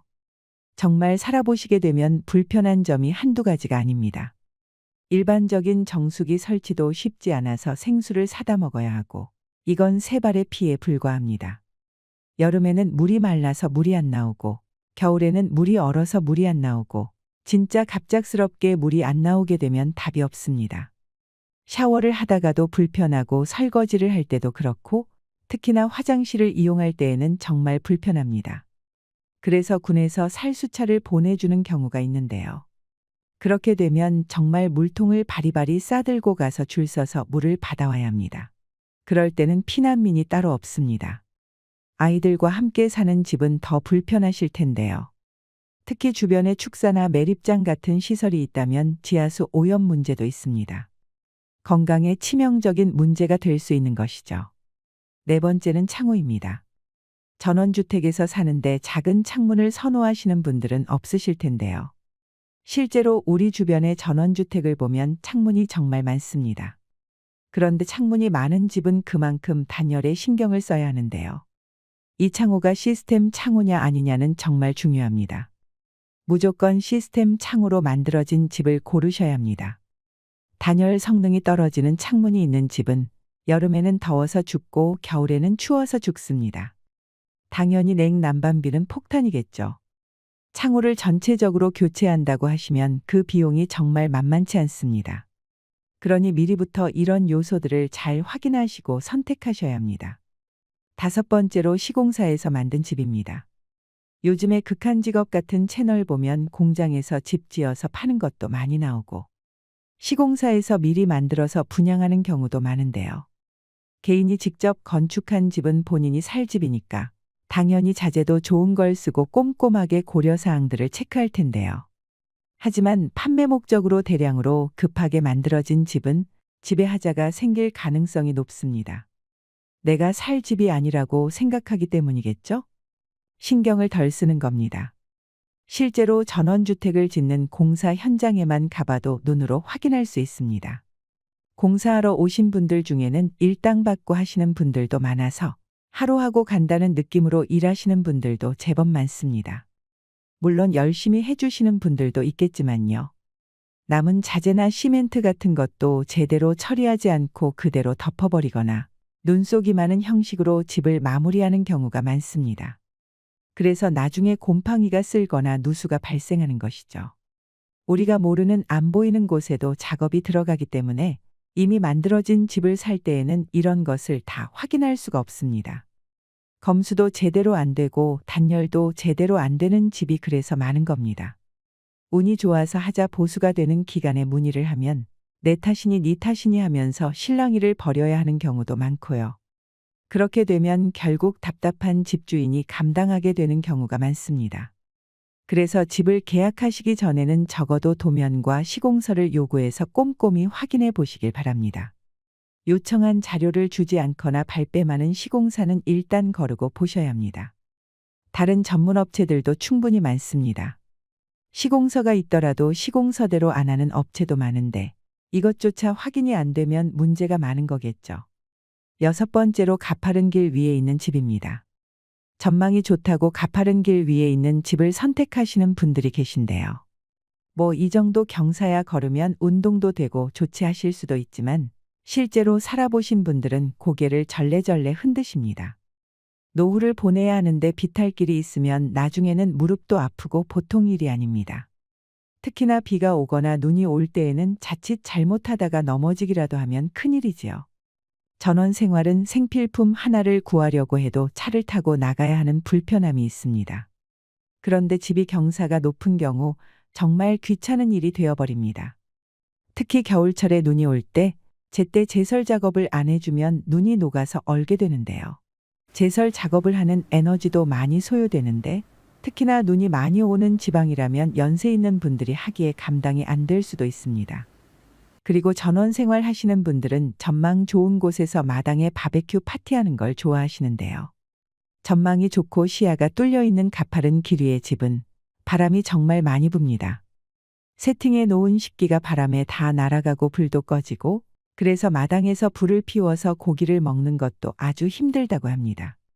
산이나 바다 위쪽에 있는 전망 좋은 집들이 매물이 계속해서 나오는 이유 아닐까요? 참고로 말씀드리자면 지대가 너무 낮은 집도 피하셔야 합니다. 이런 집은 비가 많이 오거나 홍수가 났을 때 침수 피해를 입을 가능성이 정말 높습니다. 눈으로 봐서는 그냥 평지에 있는 집 같아도 실제로 비가 올 때 물이 모이는 곳일 수 있습니다. 집이 이상할 정도로 너무 오래 매매되지 않았거나 침수 흔적이 있다면 이 매물은 꼭 의심하시고 피하셔야 합니다. 미리 이런 문제를 알려주는 곳은 생각보다 잘 없습니다. 7번째로 계단이 있는 집입니다. 집 안에 계단이 있으면 뭔가 있어 보이고 공간도 나뉘어져 있어서 좋을 거라 생각하시는 분들이 많은데요. 실제로 살아보시면서는 불편함을 많이 느끼십니다. 물론 집 내부에 계단이 있으면 인테리어 효과가 있지만 나이가 들어서는 계단을 계속 오르락 내리락 하는 것이 참 힘든 일이 됩니다. 나중에 몸이 안 좋아지는 경우도 미리 생각을 하셔야 합니다. 기력이 떨어지거나 관절염이 생길 수 있으니까요. 8번째로 주차장 공간이 없는 집입니다. 전원 생활을 하면서 가장 필요한 것은 무엇일까요? 바로 자동차입니다. 전원주택 입지 때문에 차를 타고 이동해야 하는 것이 필수입니다. 교통 접근성도 안 좋고 대중교통도 제대로 마련되어 있지 않기 때문인데요. 그래서 전원주택 생활하시는 분들 중에는 한 집에 차를 2대 정도 보유하고 있습니다. 그래서 여유로운 주차 공간이 필요한데요. 주차장이 좁거나 주차를 하기에 열악하면 정신적으로든 육체적으로든 스트레스를 받게 됩니다. 그런데 주차장을 만들기에는 구조적으로 증축이 안 되는 경우도 많고 비용도 생각보다 많이 들어가서 쉬운 일이 아닙니다. 참고로 부동산에서 집을 보여줄 때 여기는 공터도 많고 길도 많으니까 주차할 곳이 좋다며 얘기하시는 분들이 있는데요. 그런데 이 말을 믿고 덜컥 구매하시면 안 됩니다. 그 길은 내 땅이 아닙니다. 언제든 그 공간은 남의 땅이 될 수 있어요. 전원주택 부지는 계속 개발이 될 거고 그 길에 계속해서 무언가가 생기거나 주민과의 마찰로 인해서 주차 공간도 없이 붕 떠버리는 상황이 올 수 있습니다. 그러니 주차장 공간도 미리 잘 생각해 보시고 누군가 집으로 놀러 왔을 때 차를 댈 공간이 있는지도 확인하셔야 합니다. 9번째로 집을 만드는 외장재로 나무를 사용한 집입니다. 나무로 만든 집은 길게 가도 2년입니다. 내가 아무리 관리를 잘해준다고 해도 5년 내로 금방 썩어 들어가기 쉽습니다. 방수 작업을 하고 방부목을 쓰더라도 소용이 없는 것이죠. 바람도 불고 비도 맞고 눈도 맞고 하다 보면 자연의 섭리를 이길 수가 없습니다. 썩지 않는 나무는 살아있는 나무뿐입니다. 물론 돈이 정말 여유가 있으셔서 3달에 한 번씩 꼬박꼬박 사람을 불러서 집 전체에 오일 작업을 한다거나 외장재를 통째로 바꾸는 공사를 한다거나 하면 방법이 될 수는 있지만 이 방법은 너무 현실적이지 못하다고 생각합니다. 그래서 저는 이왕이면 목재를 많이 사용한 집은 최대한 피하시는 게 좋다고 조언을 드리고 싶습니다. 10번째로 특별하게 디자인해서 지은 집입니다. 누구누구 건축가 상을 받은 집이다. 어느 유명한 건축가가 디자인해서 지은 집이다 하면 혹하는 게 사람 마음이겠지만 이런 집은 일단 일반적이지가 않습니다. 외형도 특이하고 내부도 일반적이지 않습니다. 그래서 그냥 구경하기에만 좋은 집인 경우가 많습니다. 실제로 이런 집은 잘 팔리지도 않아서 골치 아픈 애물단지가 될 수 있어요. 아무래도 이런 집은 편리함보다는 디자인적인 요소에 더 치중되어 있고 건축 자재도 특이한 경우가 많아서 유지보수를 하려고 해도 전문가를 불러야 하는 경우가 비일비재합니다. 당연히 돈도 많이 들지요.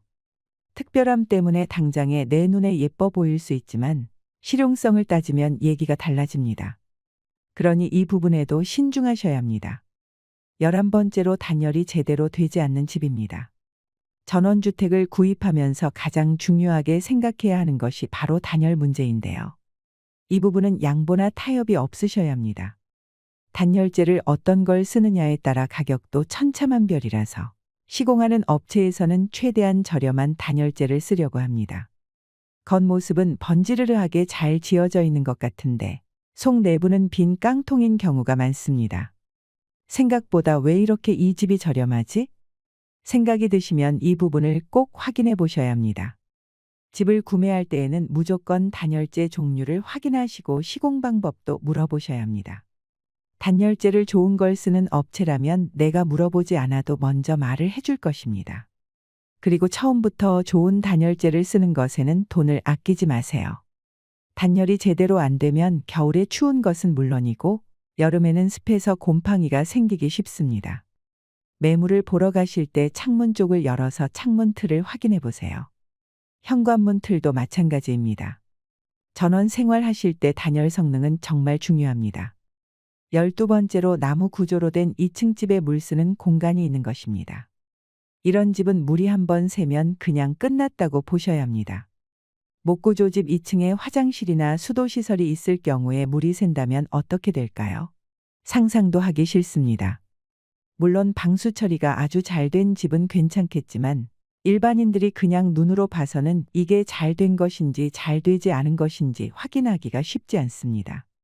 항상 이런 위험 요소를 갖추고 살아가야 한다고 하면 너무 불편하겠지요? 목 구조의 집뿐만 아니라 다른 전원주택도 물을 쓰는 공간은 더 꼼꼼하게 살피셔야 합니다. 13번째로 단지로 구성된 전원주택 마을입니다. 이곳은 장단점이 뚜렷한데요. 단점 중에서 가장 문제되는 것은 층간 소음으로 발생하는 스트레스가 어마무시하다는 점입니다. 단지 마을을 실제로 주택과 주택 간격이 좁은 경우가 많습니다. 마을의 이웃들과 함께 살아간다는 것이 장점이 될 때도 있지만 마당도 오픈되어 있는 데다가 반려동물을 키울 경우에는 개 짖는 소리 때문에 불편함을 호소하시는 분들이 많습니다. 지인들을 초대해서 집 앞 마당에서 시끄럽게 노는 분들도 있고 주말 밤에는 밤 늦게까지 술을 먹으면서 이야기를 나누는 소리 때문에 갈등이 생기기도 합니다. 서로 한번 그렇게 감정이 상하게 되면 안 보고 살 수는 없고 사이가 정말 불편해지는 것이죠. 또 오지랖이 넓은 분들이 가까이 있으면 원하지 않는데도 관심을 두고 간섭하는 경우가 생겨서 이로 인해 불편함을 호소하시는 분들도 많습니다. 이웃 사촌이 아니라 이웃 왼수라는 말이 그냥 생긴 것이 아니겠죠. 특히 이렇게 단지로 구성된 전원주택은 아이들이 있는 가정이 많습니다. 그래서 정말 나만의 공간에서 조용하게 살고 싶다 하시는 분들은 단지형 주택은 신중하시길 바랍니다. 14번째로 방향이 좋지 않은 집입니다. 보통 우리가 집을 구매할 때에는 남향이 좋다고 하는데요. 옛말이 틀린 게 하나 없습니다.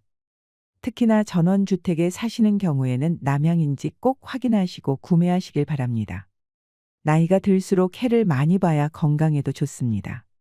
빛이 많이 들어오면 난방비도 아낄 수 있고요. 서류를 제대로 확인하는 것도 좋지만 직접 매물이 나온 곳에 가셔서 해가 드는 것을 눈으로 확인해 보시는 것도 필요합니다. 생각지도 못하게 가리는 것이 있거나 서류와 다른 경우도 많기 때문입니다. 15번째로 매입한 지 얼마 되지 않은 집입니다. 매입한 지 얼마 되지도 않았는데 이상하게 너무 빨리 다시 매물로 나왔다고 생각되는 집이라면 일단 의심부터 해보셔야 합니다. 확률적으로 집에 어떤 치명적인 문제가 있을 가능성이 높습니다. 발품을 팔아서 마을 사람들에게 정보를 얻는 것도 좋습니다. 집 자체의 문제가 아니라 이웃과의 문제 때문에 그런 경우도 많으니 잘 생각해 보셔야 합니다. 16번째로 큰 집입니다. 전원 생활을 꿈꾸시는 분들 중에는 넓은 마당을 선호하시는 분들이 많습니다. 가족들이 놀러 오더라도 넓은 공간에서 잘 놀다 갔으면 하는 마음도 있으시겠죠. 그러나 이렇게 큰 집과 마당은 관리하기가 참 힘듭니다. 난방비도 많이 들어가고 시시때때로 올라오는 잡초를 뜯는 일도 만만치 않은 일입니다. 노후에는 나에게 맞는 적당한 크기의 집이 살기가 더 좋습니다. 행복한 전원 생활을 하시기 위해 절대로 구매하면 안 되는 집들이 어떤 것인지 잘 알게 되셨지요? 전원주택을 구매하실 때에는 파는 사람이 개인 사정으로 어쩔 수 없이 매매를 하는 건지 아니면 집에 정말 문제가 많아서 그런 건지 꼭 따져보셔야 합니다. 만약에 내가 이 집에서는 도저히 살 수가 없겠다고 판단해서 내놓은 매물이라면 더 문제가 큽니다. 그런데 그렇게 나온 집을 내가 구매했다고 하면 어떨까요? 생각만 해도 끔찍합니다.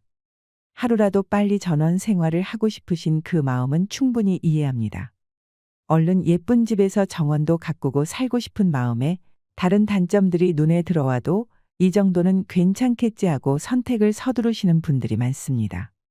하지만 현재 전원 생활을 하시는 분들은 입을 모아 말합니다. 신중해서 나쁠 건 없다고 말이지요. 살아보면 돌이킬 수 없는 것이 많습니다. 전원주택을 짓거나 구매하실 때 조금이라도 후회하지 않으시길 바라며 준비한 영상입니다. 행복한 전원주택 생활 하시길 바랍니다. 앞으로 더 좋은 주제로 찾아뵙겠습니다. 이상으로 시니어를 위한 모든 것, 시니어 연구소였습니다.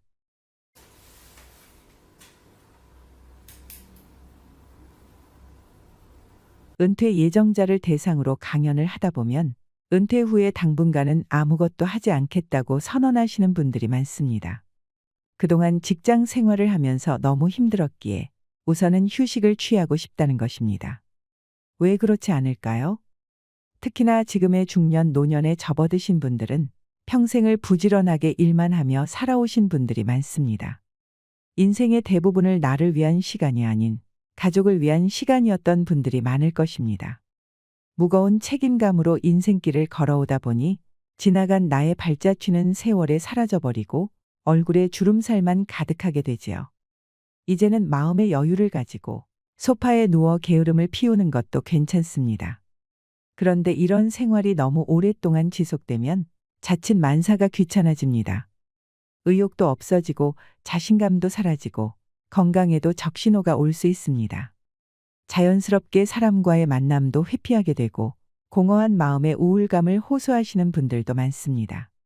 그래서 전문가들은 나이가 들수록 집에만 있는 것이 아니라 나에게 맞는 활동을 찾아서 적극적으로 생활하는 것을 권장합니다. 그래서 은퇴 후 잠시 쉬는 것은 좋지만 그 기간이 너무 길어지도록 하지 않는 것이 중요합니다.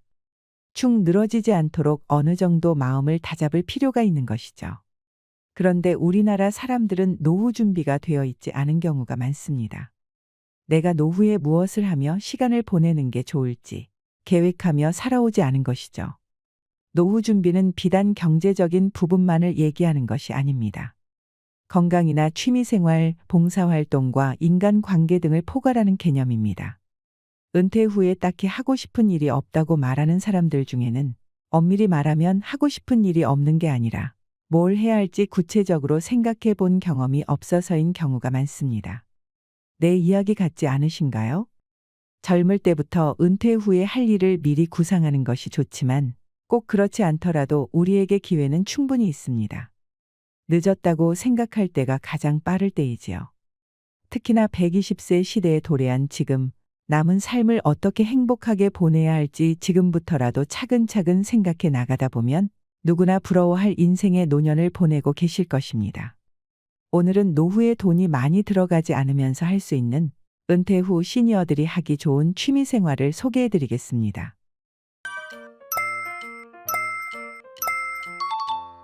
첫 번째는 공예 활동입니다. 노인들의 취미 생활 중 가장 인기 있는 것이 공예 활동인데요. 공예 활동은 손목과 손가락을 사용하여 창작하는 활동으로 노인들의 인지 능력을 향상시켜주며 자신의 창조성을 발휘할 수 있게 해줍니다. 공예 활동은 주로 도예, 자수, 바느질, 가죽공예, 목공예, 비즈공예 등으로 나뉘며 이러한 활동을 통해 노인들은 미적 감각을 증진시키고 마음의 안정과 만족감을 느끼며 삶의 질을 높일 수 있습니다. 특히 도예는 노인들의 인기 있는 공예 활동 중 하나입니다. 도자기를 만들기 위해서는 손과 손목의 움직임이 필요하며 도자기 제작을 위해 노하우를 습득해가며 더욱 복잡한 작업에 도전하게 되는데 이것은 성취감을 느끼게 합니다. 뿐만 아니라 자수와 바느질은 손가락의 미세한 운동 능력을 촉진시켜서 치매를 예방하는 것에도 좋습니다. 또한 관절염과 같은 질환 예방에도 도움이 됩니다. 또한 완성된 수제품을 가족이나 지인들에게 선물로 나누면서 소통과 만족감을 얻을 수 있습니다. 두 번째는 음악 활동입니다. 음악을 듣거나 악기를 연주하는 것은 노인들의 정서적 안정과 건강에 많은 도움을 줍니다. 은퇴 후 색소폰이나 트럼펫 등 연주를 배우시는 분들도 많고, 하모니카나 오카리나 우쿨렐레 같은 악기는 가지고 다니기에도 좋아서 많이 좋아하십니다. 요즘에는 트로트 노래 부르는 것도 많이 배우시는데요. 스트레스 해소에도 최고고 폐활량이 좋아집니다. 생활의 활력소가 되지요. 노인들이 즐겨 듣는 트로트, 클래식, 재즈, 팝 등 다양한 장르의 음악을 듣는 것은 영혼을 맑게 해주고 긴장감을 풀어주며 일상생활에서 불안감을 해소시켜줍니다. 악기 연주는 뇌와 신체의 운동 기능을 향상시켜주며 음악을 연주하는 과정에서 자존감과 만족감을 느낄 수 있습니다. 또한 지인들과 함께 연주를 즐기거나 지역사회에서 음악회를 열어 함께 뽐낼 수 있는 기회는 좋은 경험이 될 것입니다. 세 번째는 등산입니다. 한국인이 가장 좋아하는 취미생활 1위가 등산이라고 하는데요.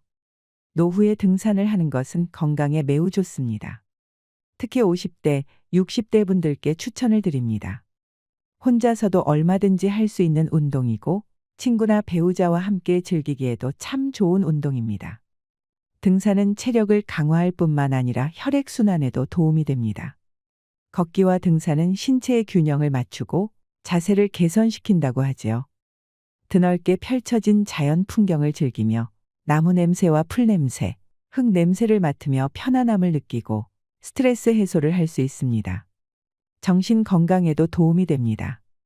다만 등산을 하기 전에는 나의 건강 상태를 반드시 확인하고 무리하지 않는 선에서 해야 합니다. 네 번째는 독서입니다. 독서는 진정한 자신을 찾는 데 도움이 되며 삶에 대해 생각해 보게 합니다. 또한 당신이 더 나은 사람이 되는 데 도움이 됩니다. 글을 읽고 쓰는 능력도 자연스럽게 좋아집니다. 책에 있는 많은 지식과 정보는 뇌 기능을 키워서 기억력을 향상시키고 마음의 지혜를 줍니다. 책을 읽으면 세상에는 정말 다양하고 재밌는 것들이 무궁무진하다는 것을 알 수 있습니다. 내가 좋아하는 분야의 책을 골라서 먼저 읽어보세요. 우리의 뇌도 마음도 운동을 해야 합니다. 그래서 노후에 책 읽기는 참 중요합니다. 다섯 번째는 탁구입니다. 연구 결과에 따르면 탁구는 전신을 사용하는 운동으로 골밀도를 증가시켜 골다공증 예방에 아주 좋은 운동입니다. 치매를 예방하고 뇌 기능도 향상시키는데요. 탁구는 실력과 나이에 따라 운동량을 가감할 수 있어서 누구나 함께 어울릴 수 있고 테니스나 배드민턴보다 무리 없이 가볍게 할 수 있는 운동입니다. 준비 운동을 철저히 하고 무리하지 않으면서 탁구를 즐기시면 좋은 취미 생활이 될 것입니다. 규칙도 간단해서 남녀노소 구분 없이 쉽게 배울 수 있고 허벅지 근력을 키우는 데도 좋습니다. 여섯 번째는 그림 그리기입니다. 실제로 그림 그리기는 치매 전 단계인 경도인지 장애에 걸릴 확률을 70% 이상 낮춘다는 연구 결과가 있습니다. 그림을 그릴 때 손의 미세한 관련 신경이 활성화되고 고도의 집중을 요하는 작업이다 보니 계속 뇌를 자극하게 되기 때문이라고 하는데요. 또한 그림은 운동에 비해 체력적인 부담이 크지 않습니다. 붓만들 힘만 있어도 즐길 수 있기 때문에 평생 할 수 있는 취미 생활이 됩니다. 또한 노후에 시간이 많아지면 잡생각이 많아지는데요. 그림을 그리면 잡생각이 사라지고 우울감에서 해방될 수 있습니다. 그리고 다른 취미에 비해 비용이 상대적으로 저렴하고 골프나 낚시처럼 비싼 장비나 옷을 구입할 필요가 없어서 부담이 덜합니다. 그림은 보통 1년 정도만 배워도 남에게 선물할 수준까지 실력을 올릴 수 있기 때문에 성취감이 높습니다. 그림 그리기로 슬기로운 노후 시간을 보내는 것도 참 좋겠습니다. 일곱 번째는 수영입니다. 전문가들은 건강하게 장수하는 비결 중에 하나로 수영을 꼽는데요. 수영은 근육과 뼈 건강을 유지하고 혈액순환을 촉진시켜 체내에 있는 독성 물질을 제거하며 건강한 노후를 위한 기반을 마련하는 데 큰 도움을 줍니다. 실제로 수영을 한 사람들은 그렇지 않은 사람보다 낙상 사고를 겪지 않습니다. 여덟 번째는 자전거 타기입니다. 자전거는 노후에도 무리 없이 탈 수 있습니다. 노후에 자전거를 타게 되면 매일매일 여행을 하는 기분으로 다닐 수 있으며 자연의 멋진 풍경을 제대로 느낄 수 있습니다. 일상의 무료함을 달래기에는 이만한 운동이 없습니다. 또한 근력 강화와 심폐지구력을 한 번에 단련할 수 있습니다. 자전거 운동은 가장 대표적인 유산소 운동인데요. 나이가 들수록 근육의 손실이 많아지기 때문에 노년의 자전거 운동은 필수라고도 합니다. 목표를 정해서 달리시면 자전거를 타면서 받는 성취감으로 인해 삶에 대한 활력을 불어넣을 수도 있습니다. 9번째는 식물 가꾸기입니다. 집에서 식물을 키우는 걸 좋아하시는 분들이 많은데요. 요즘에는 반려동물처럼 반려식물이라는 단어도 많이 씁니다. 식물을 키우는 것은 정신건강이나 마음의 안정에 좋습니다. 키우는 재미가 있다고도 하는데요. 예쁘게 키운 식물을 집 곳곳에 배치해두면 인테리어 효과도 있고 공기정화에도 좋습니다. 외로움과 우울감 극복에도 많은 도움이 된다고 하죠. 나이가 들수록 아무래도 집에 있는 시간이 많아지게 되는데요. 그럴 때 집에서 공간을 두고 식물을 키워보시는 것도 좋은 취미 생활이 될 것 같습니다. 10번째는 봉사활동입니다. 봉사를 하면 성취감을 느낄 수 있고 충만한 마음이 든다고 하는데요. 노년의 보람있는 삶을 위해 봉사를 하는 것은 참 좋습니다. 봉사는 삶의 보람을 제공할 뿐만 아니라 자기 성장의 기회가 됩니다. 또한 함께 봉사활동을 하며 만나는 사람들과 친밀감과 협동심을 쌓으며 노후에 새로운 인간관계를 만들 수도 있습니다. 노후에 즐길 수 있는 취미 생활은 바둑이나 당구, 홈트레이닝, 골프와 낚시, 명상과 요가, 여행, 요리, 꽃꽂이, 사진과 서예 등 정말 다양합니다. 취미 활동은 두세 가지를 병행하시는 것이 좋고 취미에 너무 돈이 많이 들지 않는 것을 선택하는 것이 좋습니다. 가능하면 부담스럽지 않은 선에서 내가 사는 주거지 근처라면 더욱 좋습니다. 또한 건강 상태를 고려하여 자신에게 맞는 언제든지 할 수 있는 취미 생활을 찾아보세요. 취미 생활을 즐기기 위해 어디로 가야 할지 모르시겠다면 우리나라에 있는 각종 복지제도를 이용해 보시는 것도 좋습니다. 집 가까운 곳에 있는 복지관이나 구청, 시청, 주민자치센터나 대형마트, 문화교실 등에 저렴하게 이용할 수 있는 프로그램이 정말 많습니다. 그 외에 도서관이나 박물관에도 다양한 프로그램이 운영되고 있으니 우리 주변에 있는 도움받을 수 있는 기관들을 활용해 보시길 바랍니다. 중년 이후에 인생이 막이 시작되는 데에는 취미가 있는 것은 정말 중요합니다. 남은 인생을 더욱 값지게 보내고 즐겁게 만들 수 있는 것이 평생 취미입니다. 이제부터 자신이 혼자서 즐기거나 부부가 함께 즐길 수 있는 평생 취미를 한번 준비해 보세요. 배우자와 함께 할 수 있는 취미 활동을 하는 것은 부부관계에도 도움이 됩니다. 진정으로 행복하고 안정된 삶을 누릴 수 있을 것입니다. 너무 늦은 때란 없습니다. 당신은 어떤 취미가 제일 마음에 드시나요? 지금 하고 계신 취미 생활이 있으신가요? 댓글로 소통하며 이야기를 나눠보면 좋겠습니다. 함께 나누면 힘이 됩니다. 이상으로 시니어를 위한 모든 것, 시니어 연구소였습니다.